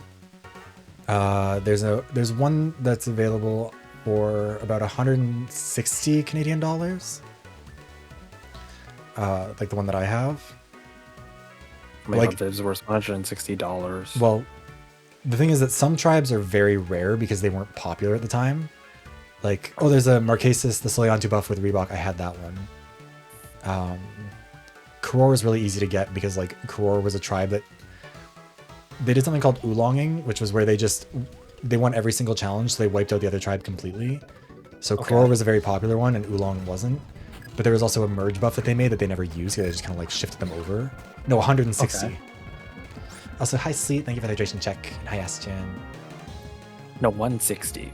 Not 60, 160. Yeah, I mean like, because the Karor one wouldn't be worth very much. How much? Galang? I don't actually know what that one would be worth. But I had ones from like old seasons that were, someone has the Galang buff that I have listed for 738 Canadian dollars. That's good to know. I don't think that's selling. You would be shocked. Really? Because this is the thing, is that like they're limited. Like once they're no longer being sold, oh shit. Survivor Worlds Apart buff set. I only got Messiah because I think I could only afford one at the time. But a full set of all 4 buffs from that season is $1,158 right now, apparently. Yeah, the people who care about Survivor still are invested, and the people who are collecting buffs are like, they're not doing it for them. Like, oh fuck, they're not doing it for money because there's not really like a lot of money to be made because like they're pretty rare. The merge buff from Heroes vs Villains is selling for $939. That one's not even on the fucking card. Some of these are not selling ever, but like. Yeah, like someone else is selling the Karor buff for $217. No, it's never selling. But yeah, like, because the thing is, the way that the buffs work, if you ever put one on, like, when you buy them, they're like flat. Like, they come completely flat on the ground, basically. But if you ever put one on, it'll curl in the edges of it. Like, hold on. You can see it in this one. I'll send it to you. And so if they're curled, you know that they're worn. Because I wore most of mine because I like them because they're cool. Sure. Actually, I think that this one might be the one that I sold somebody else. Because I think my card had the same shit, but I sold it. That one's going for $100. Should go for more, honestly, but that's nothing. Anyways, fuck, now I'm kind of wanting to collect these again. Oh. But yeah, you can see it like in that one, how the edges are mostly like flat as opposed to the first one where they're like very rounded. Mm. And so like if you can get an unworn buff from like a rare season or like an unpopular tribe, that shit can be worth some money. And if you get like the original ones where it was like, because they would do like reprints of them, but they would like label them as like collector's edition. I got a big fight with this motherfucker who tried to scam me by like selling me a collector's edition version of the All-Stars 8 or the All-Stars merge buff that I wanted the original one and he said it was the original one in the listing, and it wasn't. It was a whole thing. So hi Raiders, welcome on in. Hi, hi, Eric, Raiders. how are you? Welcome on in. This is Eric. Puppo and Viv. Hey, hi. We're doing Pokemon Black and White 2 Soul Link. We've been grinding for like 2 hours now, basically. But also, like, I'm okay with that because I don't want any of my Pokemon to die. Actually, what level are your Pokemon at now? Don't ask. Anyways, hi, if you have to go get some rest or water, please go do so. Otherwise, you can chill with us. But don't forget that after taking care is always important. Yeah, take care of yourself. Get some food, water, rest if you need it. Yes. But yeah, my Roserade and my Zoroark were in the 40s at the start of this, and they are now level 63 and 62. Hey, that's good. Thanks for the lurk. Hope the doggy is let out just fine. She comes back. Yeah. He will come back. Papa, what are you... I don't know. I'm half awake.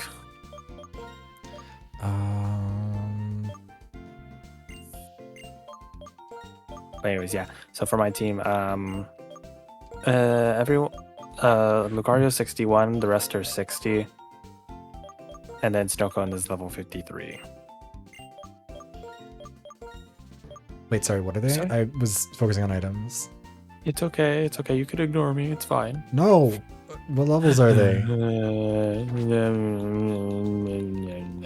Papa hates me. Did you guys know that? Papa thinks I should die. He always does this.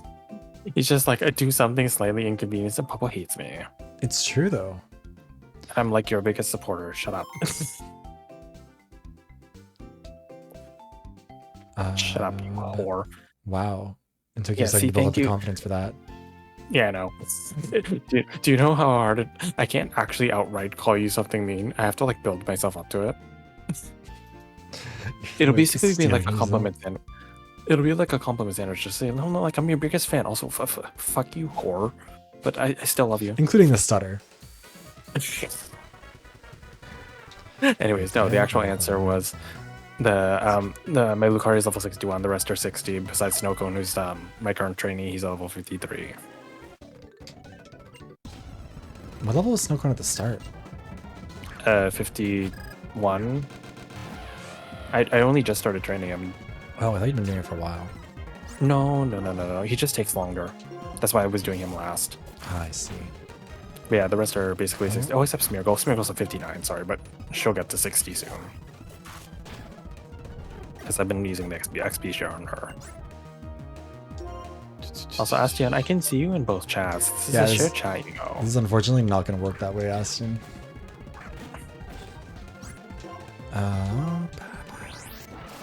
Yeah, I don't know. I like these streams where we're just kind of training up the Pokemon.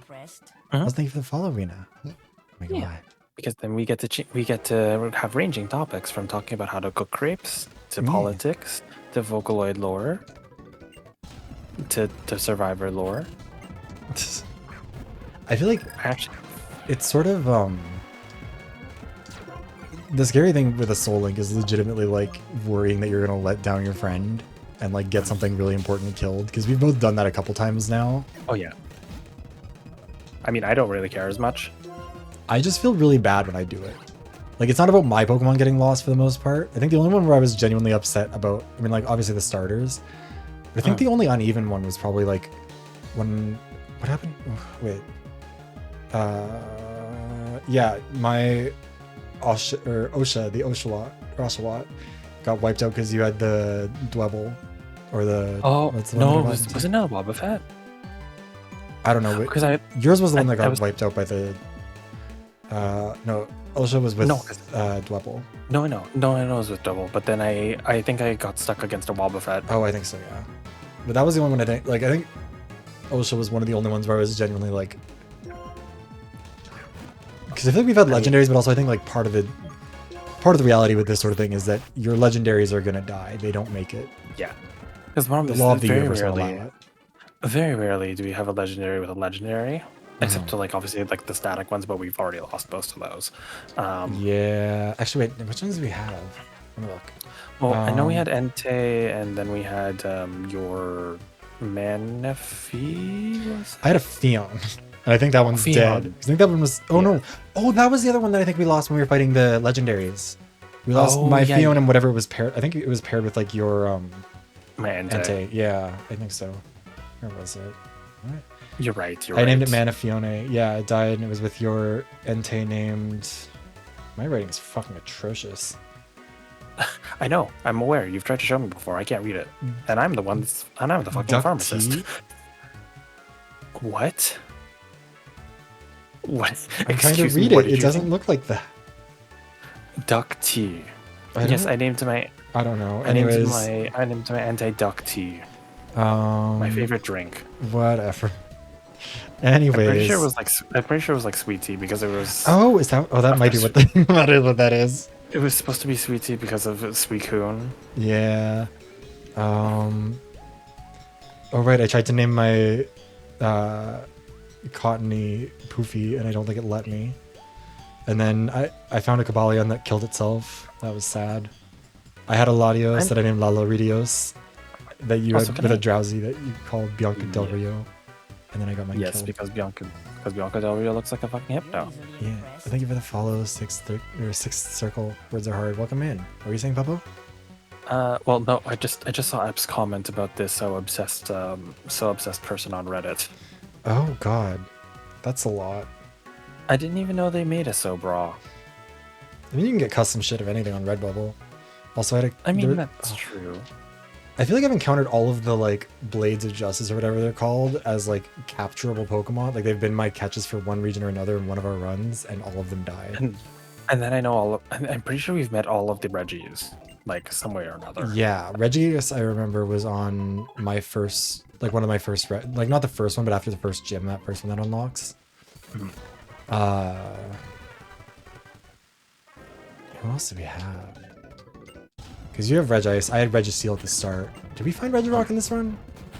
I think we've run into Regirocks, but we've never capturable ones. Maybe. Because I swear you were fighting against Regirocks at one point. I don't think so. I think in a different run I was, but I don't think in this one. Yes. Handbag, yes. Sadly, we never got that one. It would have just exploded itself anyways. I would have done a death drop. And then reverse that and drop dead. But yeah, like, oh fuck, we had a lot of... Because yeah, you have Regice. You have a Beldum named Mr. Fister. I have a Uxie named Mr. Marbles. Who's still alive, but they're paired with a Galvantula, so I don't think they're ever coming out. Didn't you have a Groudon? Or were you just I do have a Groudon. No, I do. I saw it in the PC. I think it's like an Octillery or something. Oh, I was gonna get a I was gonna get a Regice and you were gonna get a Dialga, and then my Regice killed itself, I think. Yeah, it's okay. But I'm pretty sure your Groudon was your Groudon was named Groot, and my Octillery was named Lemon. Yes, I don't know why you named it Lemon. Because I think it's because it looks like it's like sucking on a lemon. Oh, I thought you named it after Lemon. Well, yeah, I know, but I think it was also. I think it was probably both. What else was there? Oh my god, Have you guys seen the person that did the lowest oh my god, the not was it cosplay or was it like the lowest drag? I don't really know what to call it. Not Corey King. That's different. I don't think I did. There's one where it's just like it's like a quiz show. It's basically using the Danganronpa background like deliberation music, and it's just like every answer is Pita. I have to find it for you. It sounds like content, that's for sure. Oh my god. I'm not saying that in a bad way. I just think it's really funny. And so the anime can be really weird. Oh yeah, Takaichi. Yes, I'm being harassed. But basically anything that comes from a light novel. I don't think Takaichi was a light novel, but any light novel is a fucking opening line for a thesis, basically. Yes. Like, my little sister can't be this cute, but she also punched me in the face, and then I died, and I got transported to another world with my cell phone. I think I mixed like 3 different animes. For a second, I was like, what do you mean a fucking thesis? But yeah, I get what you mean. Yes. I wonder what the longest... I know I looked it up before. There is actually the longest Japanese visual novel name. I know I looked it up before. Don't forget that your tab is visible. That's fine. I don't care. Oh. I'm a high school boy and a successful light novel author, but I'm being strangled by a female classmate who's a voice actress and is younger than me. Oh, and there's also another one. Let's see. Oh, wait. I know there was an even longer one. But anyways, point being is that light novel names are fucking ridiculous. Copper Incarnate instead of bomb with legs and defeated the demon lord with level 3 spell. Is that an actual... Is that a real one? I don't think that's a real one. We could play this game as a quiz show. Is this light novel real or not? That sounds like something that Ash would put on, actually. Like Ash, like we could see, but it would be like, is this real BL or not? Oh, I've been meaning to make like a game show of like anime and Pokemon logic, and one of the categories was, is this light novel name real? You're invited, by the way, because you don't watch anime. Yeah, I'm anime illiterate. One of my things this year is I'm trying to actually like watch like movies and TV shows and stuff, and not just like kind of passively be aware that these things exist. Viv will admit he's anime illiterate. Yeah, no, the only anime that I've really ever watched is Danganronpa, Cyberpunk, like Edge Runners, and Ruby, if you would count that. I suppose it's an anime. I feel like there'd be a community that would fight you against Yeah, that. there is a community that would fight me against it, which is why I always say that it's with a caveat. Also, I've not watched Ruby in ages. I kind of want to. But Ruby, I think, is also, like... Ruby's in that same category of shows of, like Pretty Little Liars, where you've kind of got to watch it all at once, or it's not going to be a fun experience. Oh, I thought you were going to say Pretty Little Liars was an anime. I'm like, are you sure? Pretty Little Liars could be an anime. I mean, yeah, I feel like you can make a premise. And yes, I did say Neo. Also, Haibyoku. But yeah, Haibyo. Look, if you made Pretty Little Liars into an anime, you'd have to change very little for people to say that it has anime logic. Because that's so fucking wild. I mean, first of all, the inappropriate relationships, those alone could be an isekai novel, or like an isekai subtitle. Online, yeah, it really could. I went to Iceland for a year and came back as a 15-year-old and slept with my new English teacher and didn't know. And also he was my stalker, kind of, but also maybe impregnated my friend who was 14, but also we don't know. Wait, is this a real plot line? That's like a major plot line. And the show is committed to making sure that you think Ezra's a good guy. Ezra Fitz, felon, Preditezra. He's not seeing heaven, and I'll make sure of it. That's where I get that quote from, is from the Mike's Mike video on Pretty Little Liars. I sent it to Looney once, and Looney was like, Viv, this is like 2 hours long. And I was like, no, it's 6. There's 3 of them. And he was like, I don't think I can watch this. And I was like, well, you're fucking lost. Now you know that it's a Viv suggestion because it's 6 hours long. Look, anyone who hasn't watched Mike's Mike, that's a Haibyoku. Hi Rio, thanks for stopping by for more veg. Yeah, get your sleep. But yeah, like, genuinely, the Mike Spike videos on Pretty Little Liars, captivating. Yeah. Look, Alison De Laurentiis was 14 years old, torturing half the fucking town, saw 842 people in the 3 minutes before she got hit in the head and murdered by her mother, but then wasn't because a psychic woman dug her out of the ground. And for reasons, there is a psychic woman, and there also are ghosts and spirits and like demonic contracts, but only one town over. That doesn't happen in Rosewood. That happens in. This is still Pretty Little Liars. Yes, or this are we is talking about Buffy the Vampire No, Slayer? this is Pretty Little Liars. There is. Rosewood has like Alison De Laurentiis in her crusty yellow top, and the girls are getting texts, and it's not good for them. And then there's one town over there, a spin-off show about it, that did not last. Where like, hold on, I need to look up the premise. Let me just. This is wild. I never knew this about Pretty Little Liars.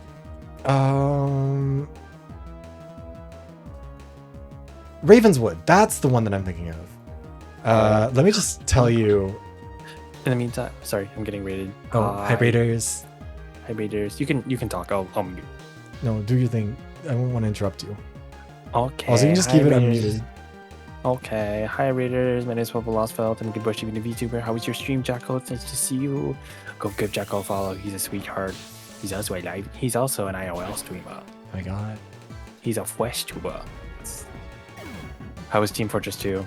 Welcome on in. Hi Era. Hi Dandy.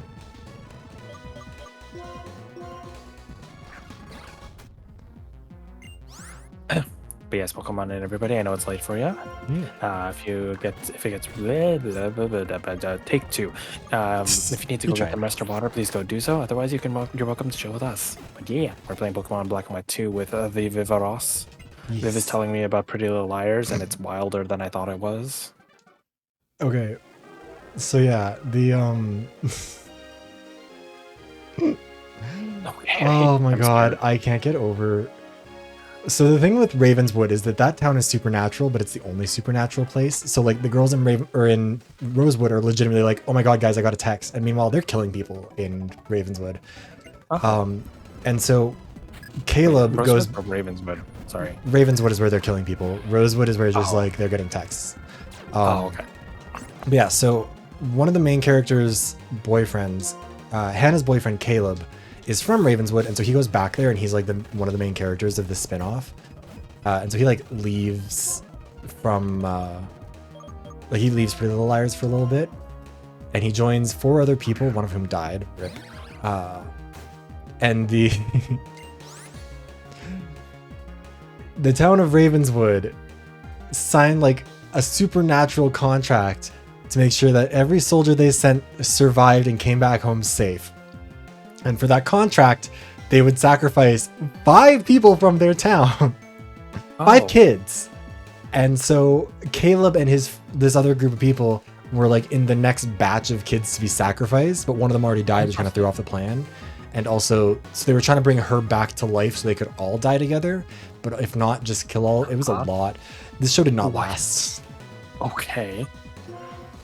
But yeah, I thought this was gonna be like a Real Housewives level, but I didn't think it was. that does happen sometimes in Pretty Little Liars. Sometimes. Not always. Sometimes they're just... I mean, there's the dollhouse, which is iconic, legendary. It is the moment. Some of the best episodes of that series. It is given kind of the originals. My God. The originals is like a spin-off from the Vampire Diaries, which I've never watched Vampire Diaries, but I have watched Jenny Nicholson's video, which is also like 4 hours long. So I feel like I'm fairly familiar with enough of the Vampire Diaries. This is what I'm talking about, where like I am intending on actually watching media more instead of just like consuming it through video essays, because I usually do like there's just some of this like old media, not old, but like from the 2000s, 2010s, where they'd have 30 episodes a season and there'd be 6 seasons, and I don't really need to watch all of that, but I do want to know what happened. No, Pretty Little Liars is the original. Ravenswood was the spin-off. There is also a current Pretty Little Liars, like the new generation or whatever, that is a spin-off, but I don't know if it might have been canceled. Not sure about that.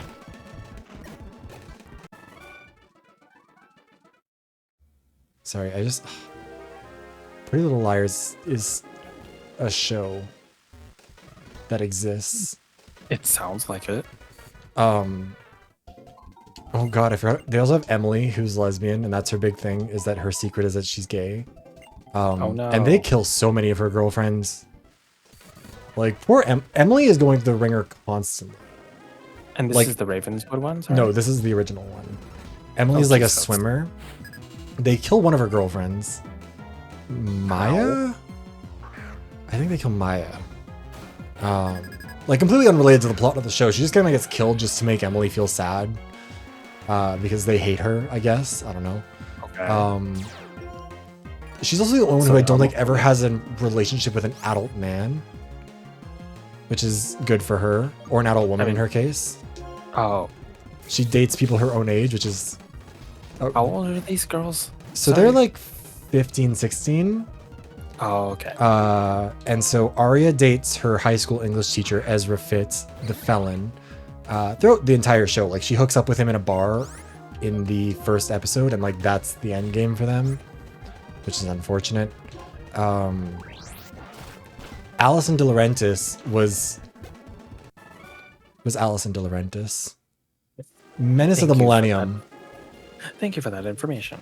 Well, she thought she'd gotten pregnant by like two different grown adult men, one of whom I think was a cop, at the age of 14 when she went missing, or like 15 or something. And no one is ever like mad at these adult men for dating these children. I was gonna say. Then there's, I don't know if Hannah might also, because she mostly just dates Caleb, so I think she mostly stays with people her own age. But then you have Spencer, who is basically repeatedly preyed on by her older sister's boyfriends who are adults. But the show always frames it as like, Spencer, you slut, you keep stealing your sister's boyfriends. Like, they basically just call her a homewrecker because these 23-year-old men are trying to fuck her. And it's like, no, I think maybe you should care about your sister more. I can't remember what her sister's name is, but she's a bad sister. God. Look at the liars. Oh, also the reveal of who the actual, because like the whole premise of Pretty Little Liars is that there's someone who's codenamed A, who's like sending the girls these texts and like threatening to reveal secrets and kind of pretending to be Allison. Like very Buried Stars, Sungyeon. Very Gossip Girl sort of Very vibes. kind of Gossip Girl, but like more threatening. Like that's why like Buried Stars, like Sungyeon, like someone's gonna die. I might just kill you. I have your secrets. Blah blah blah. Like that sort of thing. Oh, gotcha. And there's a few A's.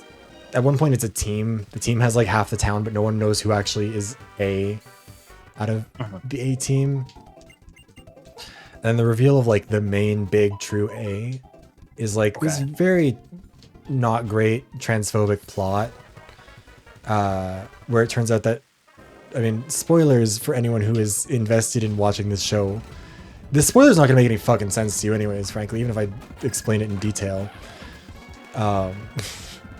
So it turns out that A was actually Cece, who was a trans girl who used to be Charles De Laurentiis, Alison De Laurentiis' older brother, who tried to drown her in a bathtub when she was a baby, but he was actually just trying to give her a bath, and it just looked bad. What? And so they sent Charles to an insane asylum at like the age of 6, where he stayed the whole time. But then eventually Charles transitioned, and I think Cece's father was not supportive, so they just pretended that she died. But her mother was supportive. So Cece's mom and Allison's mom would bring everything she bought for Allison, she'd buy a copy of it for Cece. And so that's how there was a second crusty yellow top that made its way into things, which is a pretty important plot thing. Yeah, I think they did change it a couple times. Did you say crusty yellow top? Yeah, Alison De Laurentiis is wearing this fuck-ass yellow, like, blouse.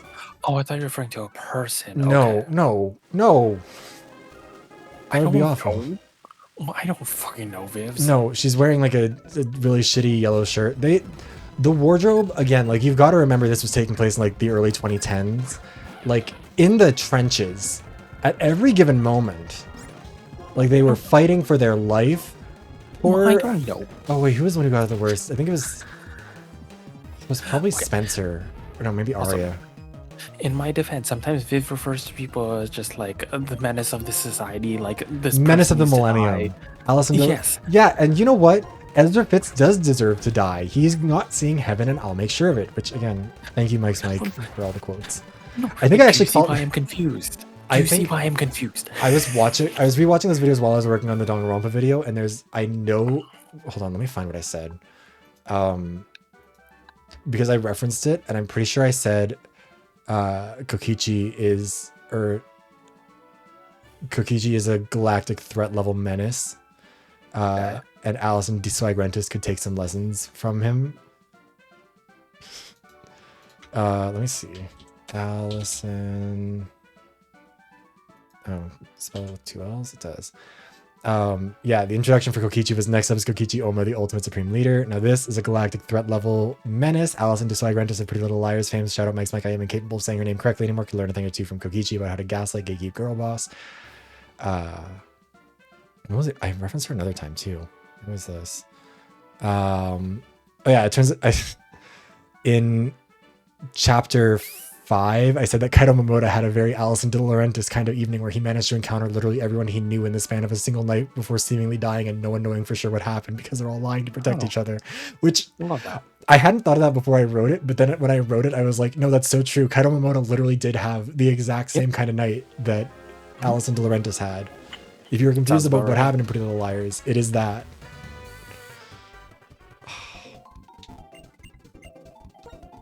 Hi, Cole Cabby. What's happened? Viv is trying to explain to me Pretty Little Liars, and I don't get it. It's not to be gotten. Again, this is the sort of show that like, it's like a bag of cheap chips. Is really best consumed all in one sitting without really thinking about it. Because as soon as you sit there and think like, wow, this family-sized store brand bag of salt and vinegar chips, I don't know if I'm feeling good about this. You know, like you have to watch Pretty Little Liars all at once. But the Halloween episodes, they had Adam Lambert guest star. I think he debuted a song on there. It was a really good one. Adam Lambert. Oh, Yeah, he was on the Halloween train where Allison De Laurentiis' body was hidden in the ice, like the ice bucket on a train. And Arya stabs him with a screwdriver. so I agree with Mint. No, if you look, you go to Shoppers, you get the bag of no-name chips. They're like $1.50 for a family-sized bag. You can't get the store brand one or like the like brand name. If you get like a family-sized Ruffles, no, that's just like $7. Wait, no. Where are you finding dollar chips? Like family size? $1.50 for like the Loblaws. Like if you go to Loblaws and you get the why is this not working? They're controller like disconnect? $3. They're like $2.99. My controller is disconnected from my computer, and I got very worried there for a second. What the fuck is happening here? Oh, that's concerning. Oh, now it's working. Okay, weird. I just kind of lost the connection, I guess. Okay. Let me just save. Yeah. But yeah, no, like if you go to the yeah, like a Loblaws, it's Superstore here, like the real Canadian Superstore or whatever. But even if you go to like Superstore Walmart, here? you can get like the Okay, maybe store brand Walmart. bags. No, Superstore Fine. too. Like No, they're Superstore is more expensive than Walmart. no, it isn't. Yes, Not it is. here. In my city, it is. But no, like if you get the like the no-name brand chips, they're usually on sale for like $1.50 for the like large bags, or it'll be like $1 if you buy $1 each if you buy like 3 of them or something. $2.99 in my city. Jesus. Yeah, you live in Ontario. You get to have Yes, I'm in fucking Ontario. you guys have some nice things. I have to live in Alberta. This is the subsidy for living in this fuck ass province. I suppose that's the nice thing. You get cheap chips. Well, but no, also unrelated, the best chips maybe of all time are the All season? no. I mean, all dressed chips, Ruffles all dressed, very good chips. Yes. Top Thank you. tier, Thank like S tier chips. But the S plus tier, it's creamy dill pickle, the Loblaws like Ruffles, like the Superstore Ruffles. So fucking good. Delicious. They are out of stock. It doesn't matter what fucking time I go to Superstore, they're out of stock. I have gone at 10 a.m. on a Thursday and they're fucking cleared out and there's just an empty bit on the shelf. don't think I've ever actually had that brand. I mean, I've had the flavor. I've just never had that specific brand. Dill pickle chips are also like one of the most. Dill pickle and salt and vinegar are the most consistently good kind of chips because like all dressed are the best chips. Yes. But there's some shit ass all dressed chips. That is true, but they're probably in my top 3. I mean, I'm not. I know this is controversial for some Canadians. I'm a ketchup chip lover. Oh, I really do love them. Ketchup chips, I think, are one of those things that you had to have loved as a kid, because like, this is something I remember. There's a guy I hooked up with in Montreal who like was from the States, and he was like asking about what kind of chips, like what sort of snacks he should get as like Canadian things, and he was like, "Should I get ketchup chips?" And I was like, "No, because you're in your 20s and you've never had them before, and you're gonna fucking hate them. You had to have had them." I feel like for ketchup chips they're so strong. Like it's an overpowering flavor. Like it's very strong, like vinegar and tomato. You know?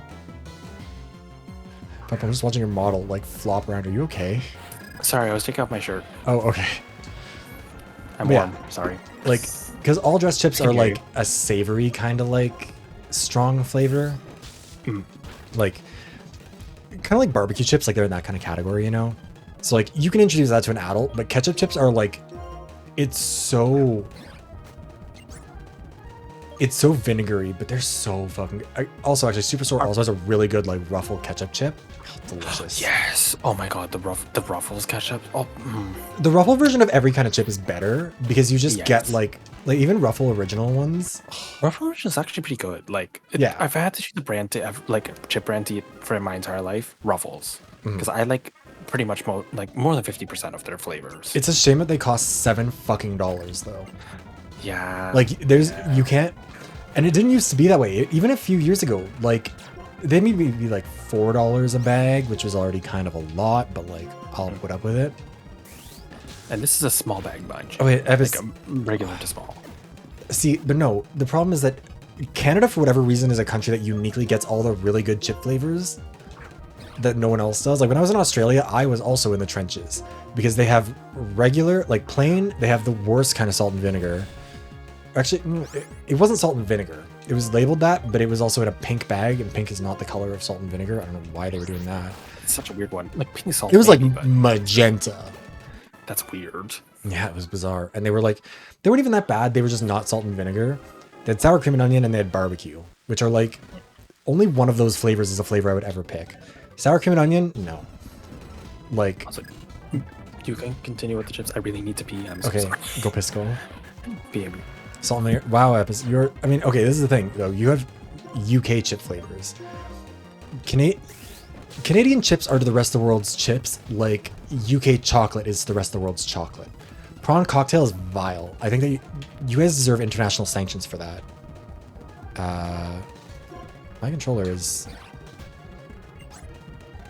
disconnected again. Why is it losing its connection? What the fuck is happening here? It's stuck on this sped up mode now. Oh no.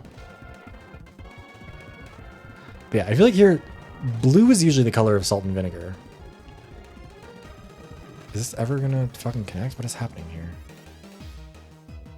There we go. Weird. I hate sour cream and onion. I have to not be thinking about it, but I'll eat like a lot of them. Trying to think about what other flavors are like. But barbecue is I hate it. There's no good barbecue chips. I'm sorry. Dill pickle is really good though. I feel like that's always like ketchup chips are the ones that non-Canadians know about, and they're like, oh my god, that's crazy. But dill pickle is always one I have the hardest time selling people on, because I think that they think that that's like really weird to have chips that are flavored after pickles. But they're amazing.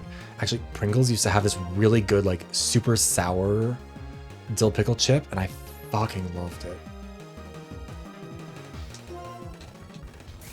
That's fair. I just like it. What the fuck is a prawn cocktail? It's a UK chip flavor. And the thing is, like, unfortunately, I refuse to believe the British when they say anything tastes good, because I've seen your cuisine.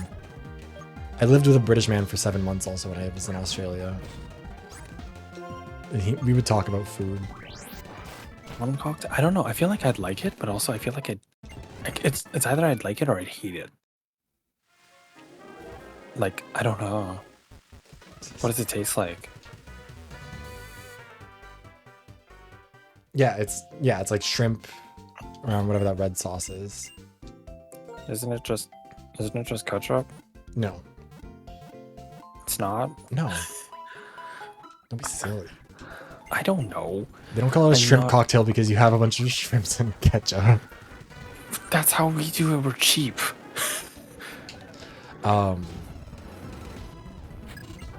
Actually, I remember my mom made like It's fried like fried chicken balls, like you know, like you get at Chinese restaurants. yes. My mom tried making those a Oh. while ago, and they were really good. And she also made like I can't remember what the red sauce is called that you get with that. But like, it turns out it's really easy to make that stuff at home, and I keep on meaning to ask her. But actually, I'm gonna Just let's message her. text her I'm right sure now. she'll tell you.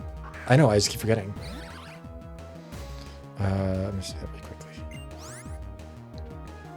It's from Asia different because he had like steak barbecue and Szechuan hot pot. Oh yeah, because who was it? I think it was Niv or Noaki that was telling me about kimchi flavored chips, Really? which is an interesting combination. I haven't tried them yet, but sounds fun.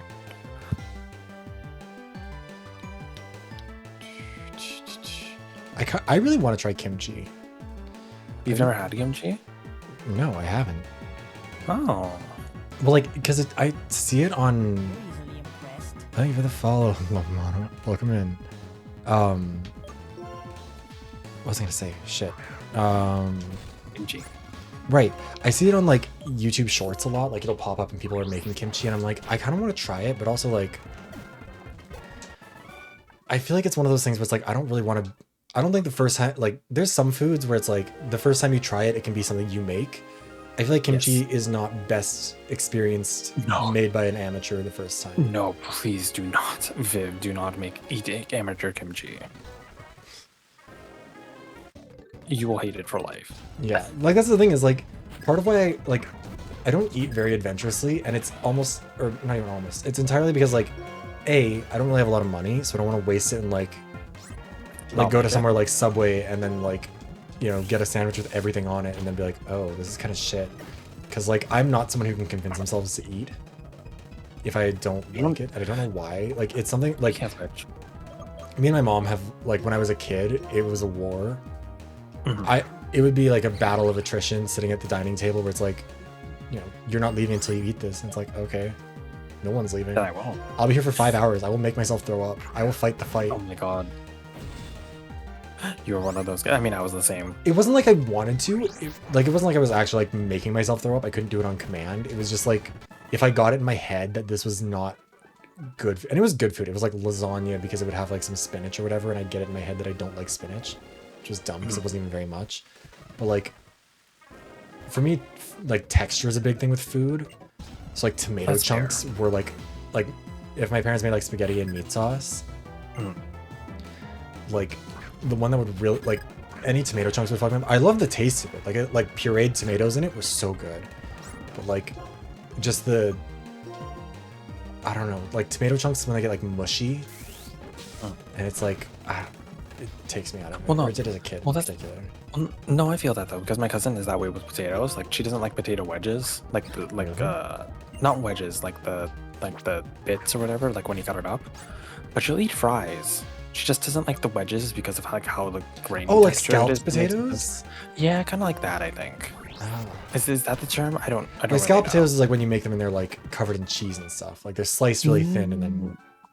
Not necessarily with okay. cheese. No. She's just talking about like the sort of cubes essentially. Is what I want to think of. I don't know. Hash brown sort of thing. Kind of, yeah, something like that. Regardless, if for her it's the texture of how you like make them. Like she'll eat fries, but she won't eat potatoes any other way. It's weird.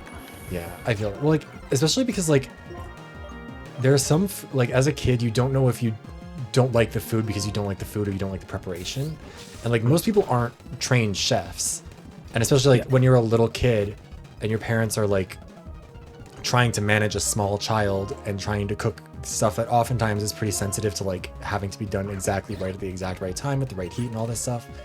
Like you'll tend to get vegetables that aren't seasoned the way that they probably should be, or like something that's overcooked, undercooked, whatever. And like you have one bad experience with food and like you get it in your head for years that you just hate it. Mhm. And like as an adult, I know there's a bunch of stuff that I would like, but it's also a matter of like I don't know if I'm prepared, like a good enough chef to do it. I think that's fair.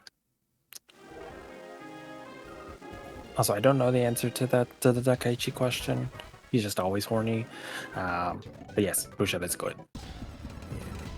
I think like Crisp potato meat ratio is very important in my decision. so. What? Mint, Crisp what the potato fuck are you talking about with potato meat? I'm confused. Hold on, I'm confused. The crisp to potato meat ratio. It's very important in Indonesian potato meat.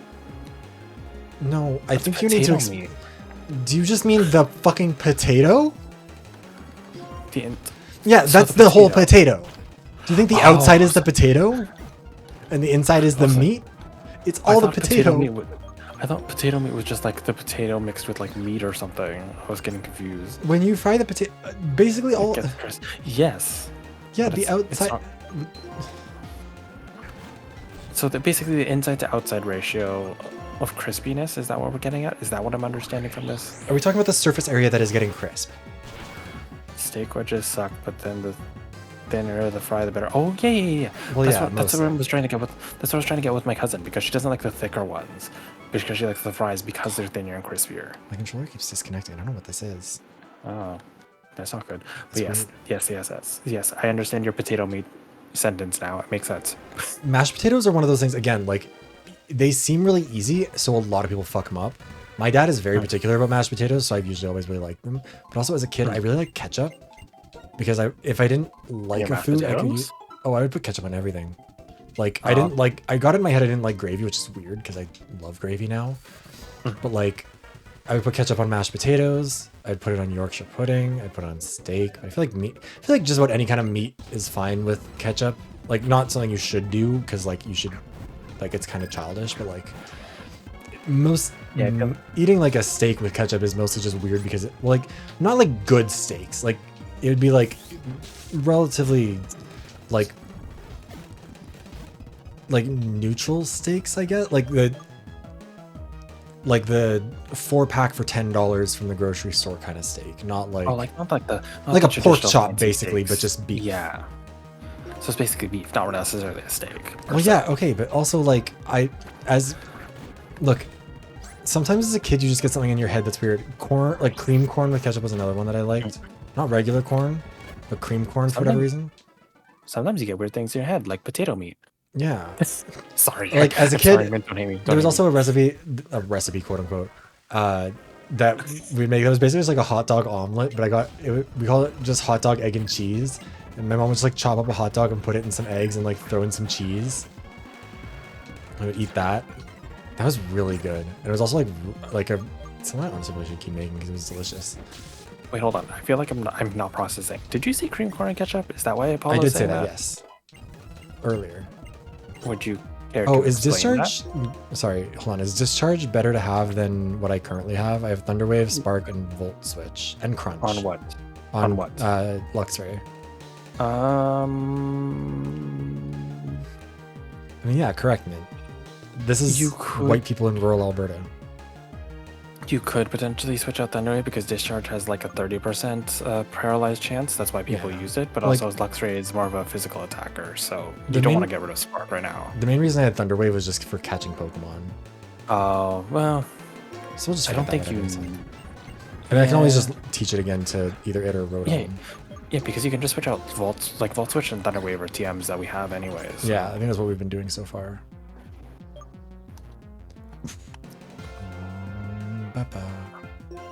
Yeah, I agree with Paulo. Like, the problem is that there aren't really good physical moves besides Spark. Like, your next best one is Wild Ball, or Wild Charge, which is basically electric takedown. Yeah. But yeah, I feel like, I mean, like, most of the food that we ate in my family, like, I was pretty lucky that my parents were pretty good with cooking. A lot of the times we'd have a lot of, like, roasts, a lot of, like a roast with potatoes, some vegetables, whatever. Really like cooked carrots. Also cook carrots with ketchup. Because the thing is, like, the thing that makes ketchup good with a lot of things is that it just is sour. And so What like, kind of ketchup are you eating? Hold on. well, like it brings like the vinegar in ketchup. When you pair it with like stuff like a cooked carrot, it brings like a lot of tang to it. It's actually really good. I see what you're saying. As I an just adult, feel there's a like lot I of this feel stuff. Like I would more not eat ketchup with mashed potatoes as an adult. Like I would have gravy with it, but I'm not gonna have gravy with like carrots because that would be. How would he? Why not? Well, like cooked carrots with gravy. Like I don't know. Yeah. Why not? I guess each their own. But like, no, ketchup I mean, has a ton of vinegar in it too. Like yeah, it has sugar. Like it's sweet when you're like eating with a lot of stuff, but it also does have a tang to it. No, I don't put ketchup on pizza. What brand of ketchup do you have? Heinz. Heinz isn't sour. Heinz is sweet. Well, no, like yes, I'm aware that it tastes sweet. Have you? Different things can taste different when different flavors are bringing each other out. It's like how some colors look different in different lighting. Also, but no, when it comes to pizza, garlic dip. The only good dip. Yes, garlic dip. Ranch, Yes, I like agree. the kind of ranch that you get that's like an actual dipping sauce is fine. As a kid, we would just have like ranch salad dressing. What's and like black blue dressed ketchup? I feel like I'm learning so many new words from. I think today. Mint's having a stroke. I don't think that that's But hey, sorry, continue with your pizza color with the analogy. garlic dip. Oh yeah, No, you mean the black and blue or gold and white dress. Yeah, but calling it black blue dressed, I thought that was supposed to reference something else. When it comes to pizza, no, not plain. First of all, the best kind of pizza, pepperoni and pineapple. Ham and pineapple is kind of boring. Pepperoni is salty, pineapple is sweet. You get the savoriness of just like it in general. You get some garlic dip, delicious. Favorite kind of pizza. Honestly, if it wasn't broke, I'd probably go get some after this. What time? Domino's open. What time is it? I kind of agree with you, but kind of don't. Well, okay, make up your mind. Oh, it closes at 12 a.m. Wait, I could go eat pizza. Wow. I could go Okay. pizza. Those- Barbecue chicken pizza can also be really good. There's a really good one that Pizza Hut actually has that's like, I don't even know what it is. It's like a white, it has like a white sauce. That's so mean, Monokuma. White sauce? It's like a white, it's like a chicken, is it, hold on, I need to, because I want to say chicken Alfredo, but I don't think that's right, but it could be right. It could be a chicken Alfredo, but from Pizza Hut? You said Pizza? No, this is Pizza Hut. Pizza is like the fucking, can't stand it. Well, I don't know. Hey, at Chicken least you know Caesar. what the That's fuck- the name of the pizza. What is on it? It I'm is sorry, Alfredo it's sauce. It's Alfredo Caesar? seasoned. Yeah. Oh, Alfredo okay. sauce, seasoned grilled chicken breast, bacon crumble, roasted garlic, parmesan, thought- and pizza mozzarella. It's so. I thought you were gonna say like Caesar sauce from Caesar salad, and I would have thrown it No, out. I hate that would Caesar be bad. salad. Also, okay, how do you feel about blue cheese dip? It depends on the dip. Like it depends on the cheese. That's the problem. Like some are really good. Some of them just taste like shit. I feel like blue cheese is like, Um, it gives me a headache sometimes. Really? I've never understood why. Like because I love hot wings. I'll fuck up a plate of hot wings. I wish they didn't cost $20 everywhere you go. I'll make them for myself if I can afford them. What about? Wait, can I stop you there? Is there Yes. any like other cheeses that give you headaches? No. Because in general, Not cheese, like specifically like blue cheese dressing, like blue cheese dip. that's weird. Yeah, because I know in general they teach us that for migraines, chocolate and cheese are the ones that are the highest precipitators in terms of food. Yeah. But I never thought about specifically blue cheese. Well, because blue cheese is like like one of the more volatile kinds of cheese, I think, basically. Maybe. Like, but also again, like truly recommend garlic dip. Like the kind of dip that I get, actually, it's called a wing dip at Superstore. It's like in the same category as like barbecue sauces and stuff. It's like Wing this. dip. Yeah, it's just like a dipping sauce, but it's a garlic dipping sauce. Okay. Fucking delicious. I go through like a bottle of it every 3 weeks probably. Ooh. Because like it goes great with pizza. It goes great with like any sort of like hot sauce kind of thing, because like garlic just tastes good. Like in the same way that you can usually like chop up some garlic and put it in fucking anything and it'll be delicious. Like you can use that garlic sauce with everything. I think I'm with Astion in terms of the blue cheese. Like if I had to eat it by itself, it's not great. I feel like that's a lot of cheeses actually. I feel like it's very rare that I eat cheese by itself, except for Havarti. I love Havarti, but Party's That's very beside good. the point. Also, But that's beside the point. Yeah. salt and vinegar wings are boring. Like, especially because wings are so expensive. If I'm getting wings, I want them to fuck me up, and I want them Boston pizza. Yes. Boston pizza is some of the best pizza in Canada, but it is also stupid expensive. I was like, I've never had Boston pizza wings. Really? Oh, Nope. their wings and their pizza I'm are cheap. really good. I'm cheap. That's fair. See, I got a lot of Boston pizza as a kid because Boston pizza was where you'd go with your hockey team on like when you're at a tournament. Like that's the I like also don't play hockey, so Yeah. that helps. like when your team had to go somewhere for like a sit down dinner on a, like during a tournament. It was always Boston pizza because that was like the only place that was like built for it. Oh, But yeah, I don't know. I see, 'Cause, like, it's actually- hard. was gonna say sorry because you mentioned pizza. Like Yes. I don't love pizza. I think it's kind of mid. Alberta Yeah, has their no, I own agree. unique version of it. That's Pizza 73, which is better, but still kind of the same vibe. And the main thing they share in common is that they both have the fucking cheapest wings. Not in terms of like being low price, in terms of them scamming you. It will have an How ounce of so? meat on it. It is the most like that chicken was fucking on a diet. Basically, They're the tiniest, worst chicken wings. They don't even taste half bad, but they charge like normal chicken wing prices for them, and then they have no meat on them. oh, see, that's just highway robbery. Yeah. Right there. Boston pizza wings, they've got some fucking meat on them. They're delicious. Domino's wings are ass. I hate Domino's Again, I've never had Domino. I usually don't order wings when I get pizza. I think Me that's the neither. problem. Although Domino's actually has the most. Oh, they have such good like cheesy bread. Little Caesars is ass. Domino's? Oh no, I haven't had Domino's cheesy bread. It's fuck. I need Yeah, to Little see how Caesar this is. sucks. I hate Little Caesars. I'm sorry. Let me see. It gave me very bad diarrhea one time, and I just Oh my never god. got- Never mind. Do you have Panago out there? Sorry, say that again. Panago? I don't think so. No. Panago is really really good. Also really expensive, but like they're kind of like a.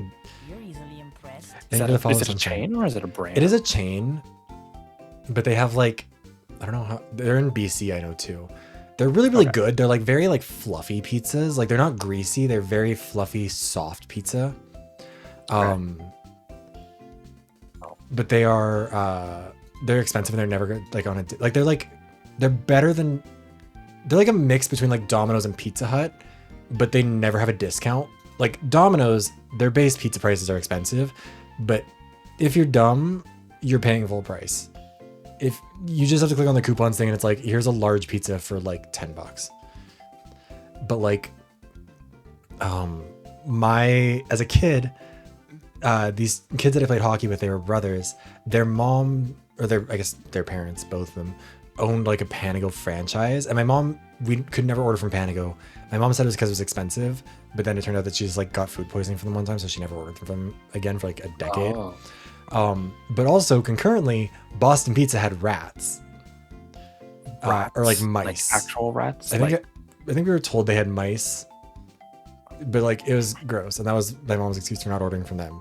And at one point, we were at soccer with the friends who owned this Panago, and I said to them in the way that a little kid does, where they don't realize that they shouldn't be saying this. They were like, "My mom says we can't order from you because there are mice." Oh no. And my mom was like, "No, that's the other place." Oh, I just- nice save. But she wasn't there, is the thing. Because my friend's mom was like Oh. picking me up from soccer or whatever and driving us home. Oh. And so I shit. told my mom afterwards that I had Oh, said this to shit. her, and my mom like called her and was like, no. This was not, no, I never said that you guys have mice. I said it was Boston Pizza. And the friend's mom was like, yeah, they do. Wait, she didn't believe her or she did? No, she was like, yeah, I know, they do. Like they have Oh. rats. oh, They have mice or okay, whatever. okay. But yeah, God, if I just That's wild. also I hated Pizza Hut for the longest time, and I don't know why. Pizza Hut's good. Pizza's okay. I think the problem is the ones in my area were always like overly greasy, Mhm. like too much so. That's the thing. If you don't like greasy Um, pizza, like they're the worst for it because they are the greasiest pizzas. But I used to eat them like religiously, so Mhm. I can't say anything. But once I got older, it was like I could feel the grease, and it just felt weird. Yeah. The amount of times I would have like the cheese-filled crusts. Oh, Oh, I remember when stuffed crust like was new. Do you remember when those ads would come on and it was like yes. A big Yes. deal. And then it wasn't really all that good because it was like very, No. because it's so, In hindsight, it's mid. well, because But it was like, tasted good. because it was basically just like string cheese, right? Like it was like Yeah. like what were they called? The like ones that you'd like like pull apart. Yeah, string cheese. Was it just? I thought it was Yeah. like a specific brand name, wasn't it? I think I know what you're talking about. I just can't. Because it was like a think big of thing it. that we got a bunch of ads for, like right around like the 2000s. It was like a snack thing, but I can't remember what the brand was. Is it the one that had like the mascot that was like a skateboarder or something? Yes, yes. I'm glad we're talking about the same person. I know what you're talking about. I can't think of what it's called. Yeah, like No, I know it's string cheese, but like there's an actual brand, Paulo. yeah, like this was like a specific thing. Maybe it was just called string cheese, but I could have sworn because it was like No. you had like yop, Cheese then. yop, Hold on, let me my look it up. mama. Damn it. Oh, Give me 1 second. I'm just gonna look it up. you know what I'm talking about, right? With the yop, The which one? yop, like the yogurt drink thing that you would have. Yes. And yeah, it was just Oh like my God. yop, my mama. Tell me. That unlocked a core memory I didn't think of. Hold on. Yup, my mama till the morning come. Fuck, that is certainly a memory. Is it cheese strings? I think it was must be- just. I I think it think was it was- cheese strings. That sounds right. But yeah, That sounds fuck. better because it's not string cheese. It's cheese strings, the brand. But yeah, there'd be this like little mascot that would like skateboard or would like play soccer. He looked like Golden Go. Yeah, basically. I forgot that's what that guy looked like, but now that I think about it, You it's were like, so yeah. right. Oh, sorry, I gotta tap out. I'm withdrawing my money from Patreon so I can send it to PayPal so I can send it to myself so I can order a pizza and stuff later because I'm so hungry. I have not eaten very much today. The string cheeses the cheese strings that we have to pull just to get you a pizza. This is why I'm so excited to be on. This happens a lot, like, because Patreon can be pulled out at any point to like with YouTube, you have to wait until like the 21st usually to get paid. Twitch is usually like Yeah. the 15th or so. 15th. Yep. For me, it's the 15th. Yeah, it depends on the month. Sometimes they're a little bit earlier or later. PayPal can be withdrawn whenever. And so whenever I'm broke, it's like a manual withdrawal of like 20 bucks, 10 bucks, 15 bucks, just to like pay for a specific thing at a specific point in time. Also, as John's saying, it's just cheese string. Are you sure? Yeah, Are cheese you string. Because sure? string cheese is the like, No. Oh, sorry. That's what I said the first time. I'm sorry. I'm mixing myself up. yeah. You're right. You're right. Yeah, there was what was there were other there was the like yogurt tubes. What were those Oh, called? Gogurt? Gogurt, that was it. Yes. I'm trying to think of what other ones there are. I never liked them. I'm gonna be honest with you. No, I mean like I liked them for a while, but they kind of have this like Weird. Like that. It's a weird like. yogurt is a weird food as a kid, I think, because as a texture, it's like cottage cheese where it's like it almost feels right. But then you have like you get the wrong mouthfeel one time and it never goes away. It just felt weird.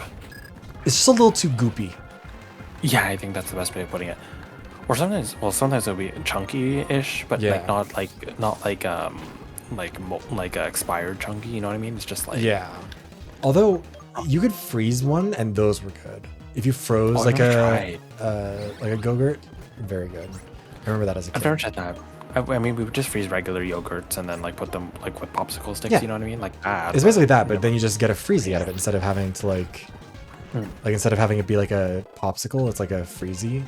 And then if you dip it in chocolate or vanilla, oh, so good. Oh yeah, it's only been like the thing is that like again, this is what I was gonna say earlier and then we got distracted. But like part of what I like about doing these Pokemon streams where we're just grinding to like level shit up is that like we can just yap. Because when like it's part of what I like about playing multiplayer games sometimes is that you can kind of just yap while you're doing it. But when you're playing with somebody else, there's kind of too much going on where you have to talk to the other person about what's happening. Like, oh, deal with this thing, we're Marvel killing this thing. Yeah. Like Marvel Rivals. Yeah, like I love playing Marvel Rivals together. But it's also like We can't really like focus on talking about like cheese strings, basically. yeah, we can't go on Yeah, too yeah. many tangents and like just yap about it. Because right now we're basically autopiloting the game. So let me just check and see. Did this money come through so I can... Yes, it did. Okay.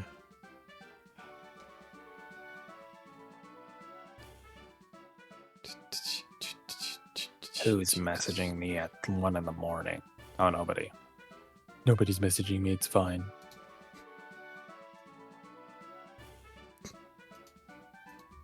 fine. I understand.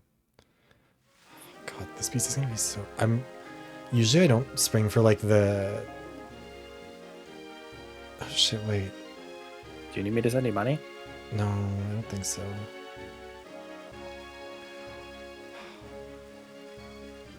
Because I think I have.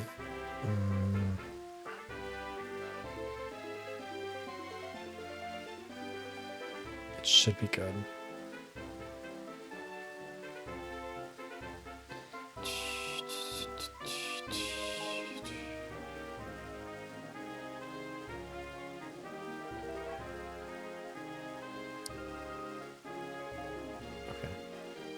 I sometimes wonder if these poor trainers ever get tired of like just fighting the same people over and over again. I mean, I feel like this poor Pokemon breeder has fought me hundreds of times and just gets his shit pushed in harder every time.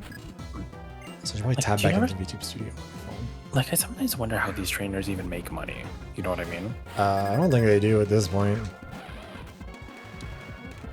Gotta play co-op farming sims, then you Puppo. can yap. You're messaging me what? Well, because you said you don't get messages. Oh, So Aston's gonna message you. oh, thank you. I appreciate it. No, I was actually just teasing. I sometimes get too many. I'll even forget to respond to Viv sometimes, and I feel bad. And then I'll apologize, and then they'll be like, "Why are you apologizing, Torque?" Yeah, that's true. Well, because Puppo will apologize for everything. I'll be fine. I think I've transferred the money around to my credit card that I think has enough balance to pay for this. Because usually I just get the pizza, and the pizza itself is like $15 with tax, which is like fine. But I kind of got it. The cheesy bread is in my head now, and unfortunately, what size pizza? it's a Yeah. large. But that's because Oh, like okay. the Domino's near me, they have like a discount where it's like any size pizza carryout, 2 topping is the same price. Uh-huh. It used to be $10, now it's apparently 14. Hate it here. Also, hi Rev, how's it going? Hey, hi. God. Actually, I just remembered there's somebody who I what songs? Oh no. There was a back in my first round of streaming, there was a guy named Daddy Douchebag who What a fun name. I mean, he was really nice. I liked him. He was a cool guy. Hmm. I think he still streams actually. Oh, does he? I think so. And I feel like I sometimes will like see the notification that he's gone live, but I won't be available to go and check. But yeah, I remember for a while when I was living in Montreal, he'd randomly message me and be like, "Hey Viv, are you still poor?" And I'd be like, "Yes," and he'd send me money for a pizza. I don't know why he did. He was What a always way really to nice. what a way to message you. Hey, are you still poor? Are you still a cheap broke? It'd either be ass that or motherfucker?" like, "Are you broke?" Which I didn't mind. He was a fun know guy. what- Oh no, no, with the right person, like Yeah. that's actually kind of sweet. I'm not gonna lie. Yeah. Like you could get into my pants that way. I'm being honest. To be fair, not a difficult task. Hey, You're not denying. you're right, it. but hey, as if you wouldn't try. Anyways, Try and succeed. oh, shut up. Anyways, Yes. just dropping out by saying, "Hey, you're gonna continue being wanderer." Well, I appreciate you wandering into our stream.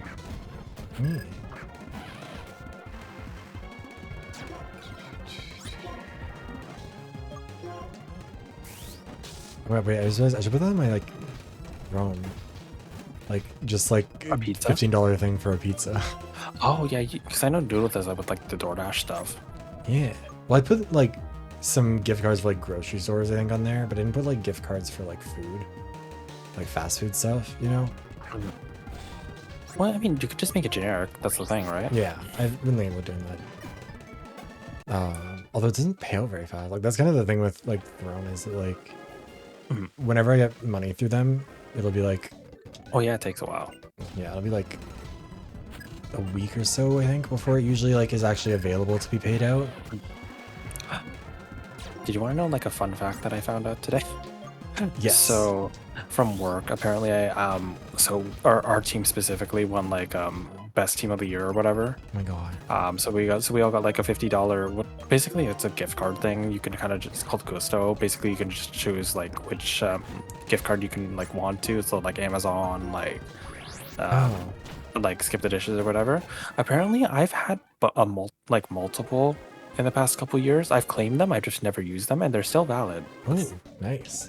So I advantage. essentially have like $100 worth of gift cards from all the ones I haven't claimed. Oh yeah. So I might get something off of Amazon, but I don't know what yet. Also, what game are you talking about? Every time I scroll to go see last stream, this randomized gotcha game that has horny bare-chested men. That doesn't narrow it down. Horny bare-chested men. Are you talking about like What in Hell is Bad or something? Or Good? Is that the one? What in Hell is Bad is the one. I mean, depending Is on it the which right name? Yeah, that's the name. Okay. I mean, it depends on what kind of style it is. Because it could also be New Carnival. It could just be all Lion's tits New bouncing Carnival. around. He's Yeah, breasting New boogly. Carnival's another one. I mean, you could even just say it's fucking like a Grand Blue Fantasy.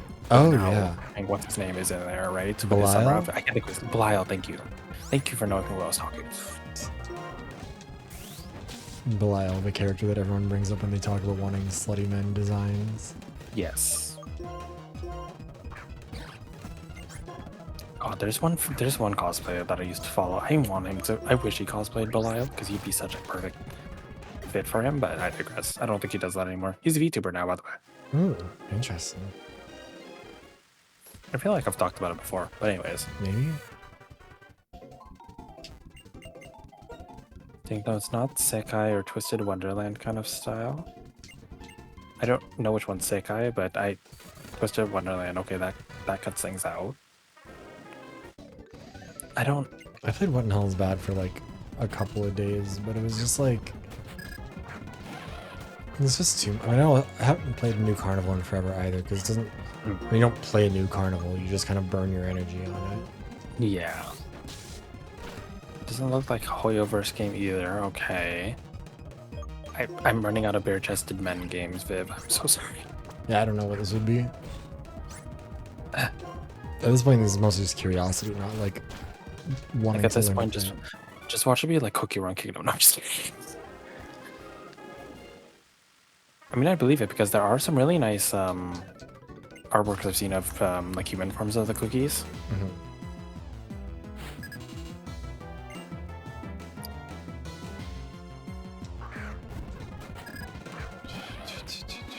Yeah, genuinely, I don't know. I'm so sorry, Ep.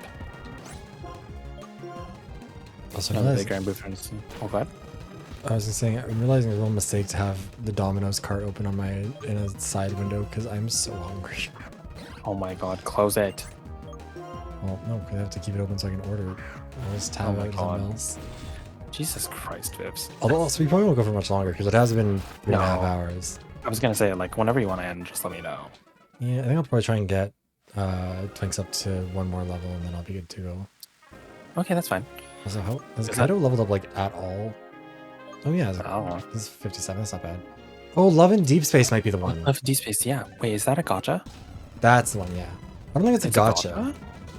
I don't think it was a gotcha. I think it was just like a daily play sort of game. It could be. I don't know. Never Yeah. played. I don't think they have different drops. I think it's mostly just like the same guys. But yeah. Legitimately, also, like so excited to have this job just so I can occasionally go out and get pizza and not be like stressed about budgeting. Yeah. I'm pretty sure Argos, you have the same husband as our dear friend Leo.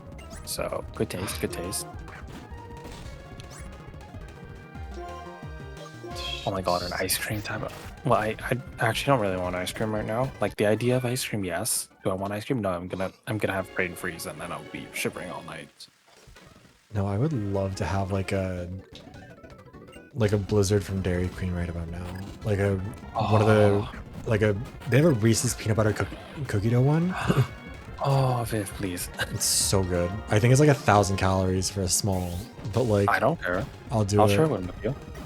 I'm not sharing that. I'm so sorry. Wow. Okay. We can have our own, but like Fine. No head tonight. I see how it is. Anyways, yeah, continue. you can't hold out on that.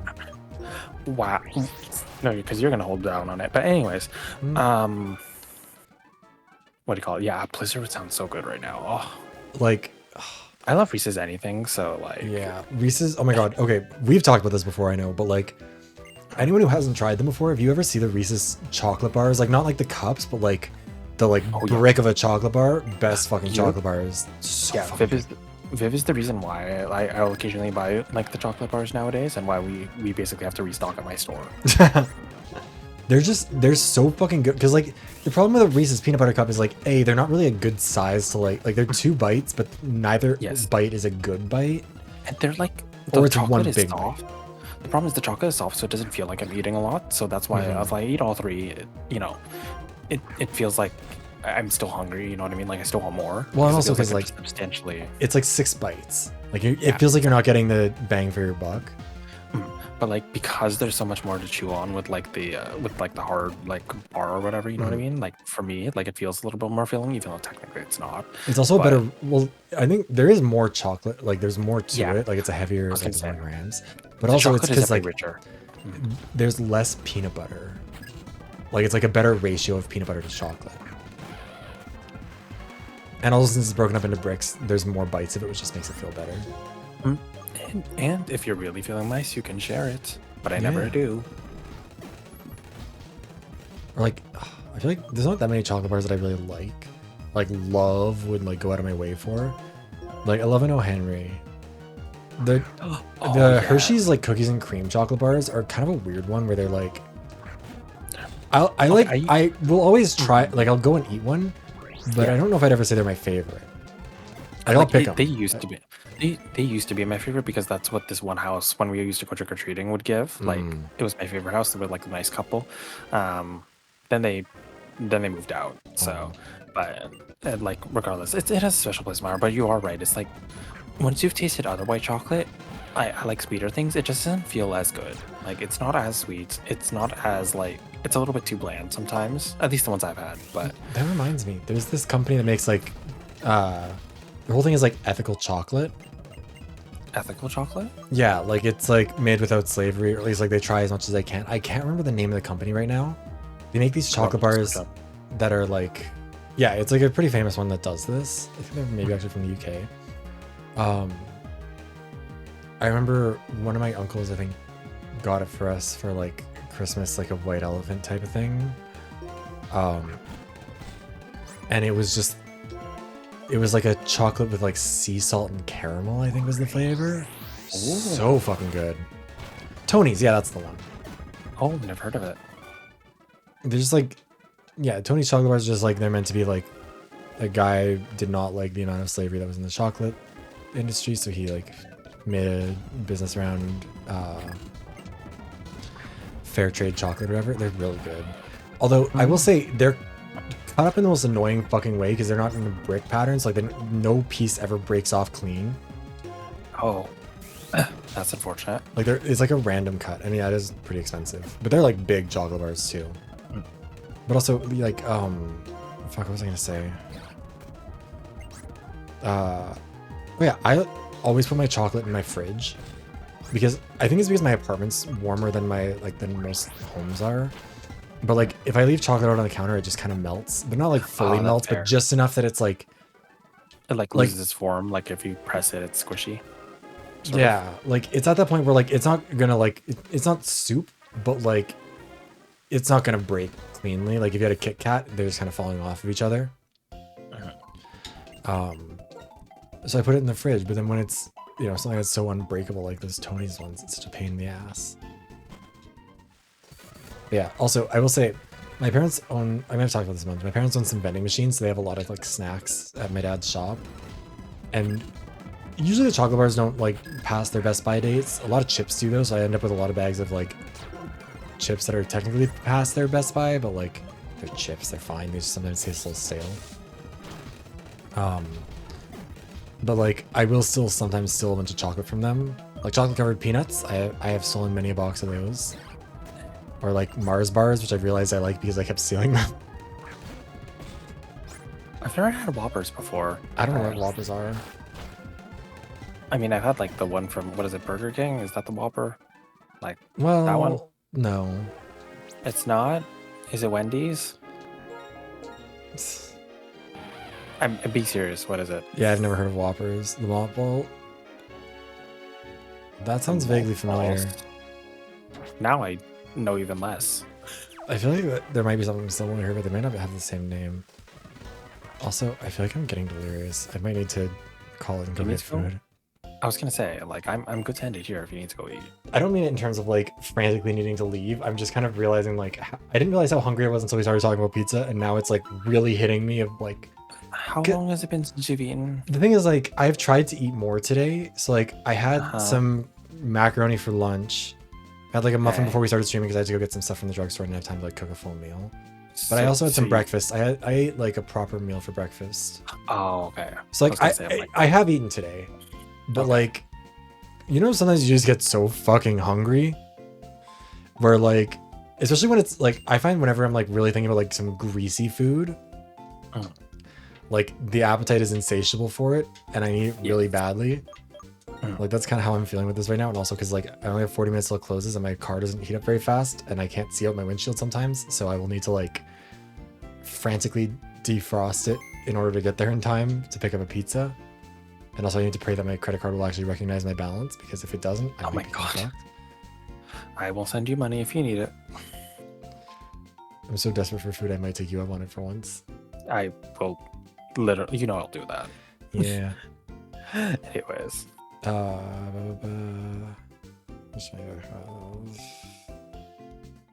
Oh, you didn't know if I was gonna be back or not? Bank account, so you closed for my security? Fuck you.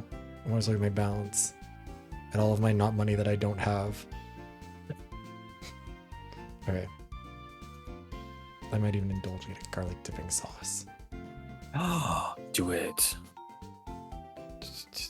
I will pay for your dipping sauce. The whole $1.25. Yeah. Yeah. Oh, even if I Why was lost in wouldn't the woods. I feel like I could argue with anyone about anything. This is, I think, Wait, I don't even think it's argument? episode some where it said, would this be your argument if you were lost in the wood with others? Oh. My argument would be anything. I can talk with a brick wall. I can make conversation with anything and nothing. And I can make an argument out of even more. Yes, talk to a brick wall. I am the brick wall. The brick is No. my face. No.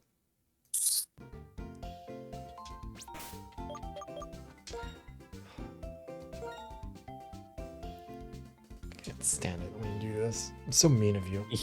To you. Anyways. Oh my gosh. Anyways, let's finish up stream so you can get your Yeah. food. Yeah, let's see who we can raid out to. Let's see who's live right now. Probably not too many people, but A decent number. oh wow, there's more people than I thought there'd be. Let's see.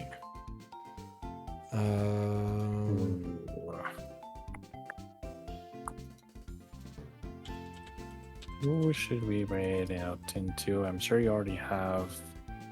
I can see the typing. Viveros is typing. I'm just in my invest- DM. I'm not sure if this is someone you actually want to raid out to, but I'm just looking I'm through. fine with it. I haven't raided them in a while. I haven't Okay, raided them since last year, actually. So Oh my god, last year. This is so long I don't- ago. I don't normally raid them. I don't think I do either. I feel like we did raid them together at some point though. Yeah. I feel like I have a memory of that. Anyways. We're gonna raid out to Kurosawa. Yeah. Actually, let's make sure they allow us to, because I remember one time we tried to raid Oh. someone and then someone we there was couldn't. like followers like only or something like that, or subs only. Yes. Okay, yeah, we can raid this person. Okay. Yeah. Okay, so I'm gonna end the shared chat so that we can put our raid messages in. Sounds good. There's this. There. Just let us know. Okay. When. Okay. So both putting in our raid messages. Make First sure you one copy is for over one of them. subscribers. Yeah. Second one is for everybody. Mine is the opposite. Oh, you just gotta be different. I came first. Hey, Well, I came better. you didn't. Wow. Oh. Anyways, plus also I had my raid messages before you did. Like, for the longest Anyways, time. it's fine.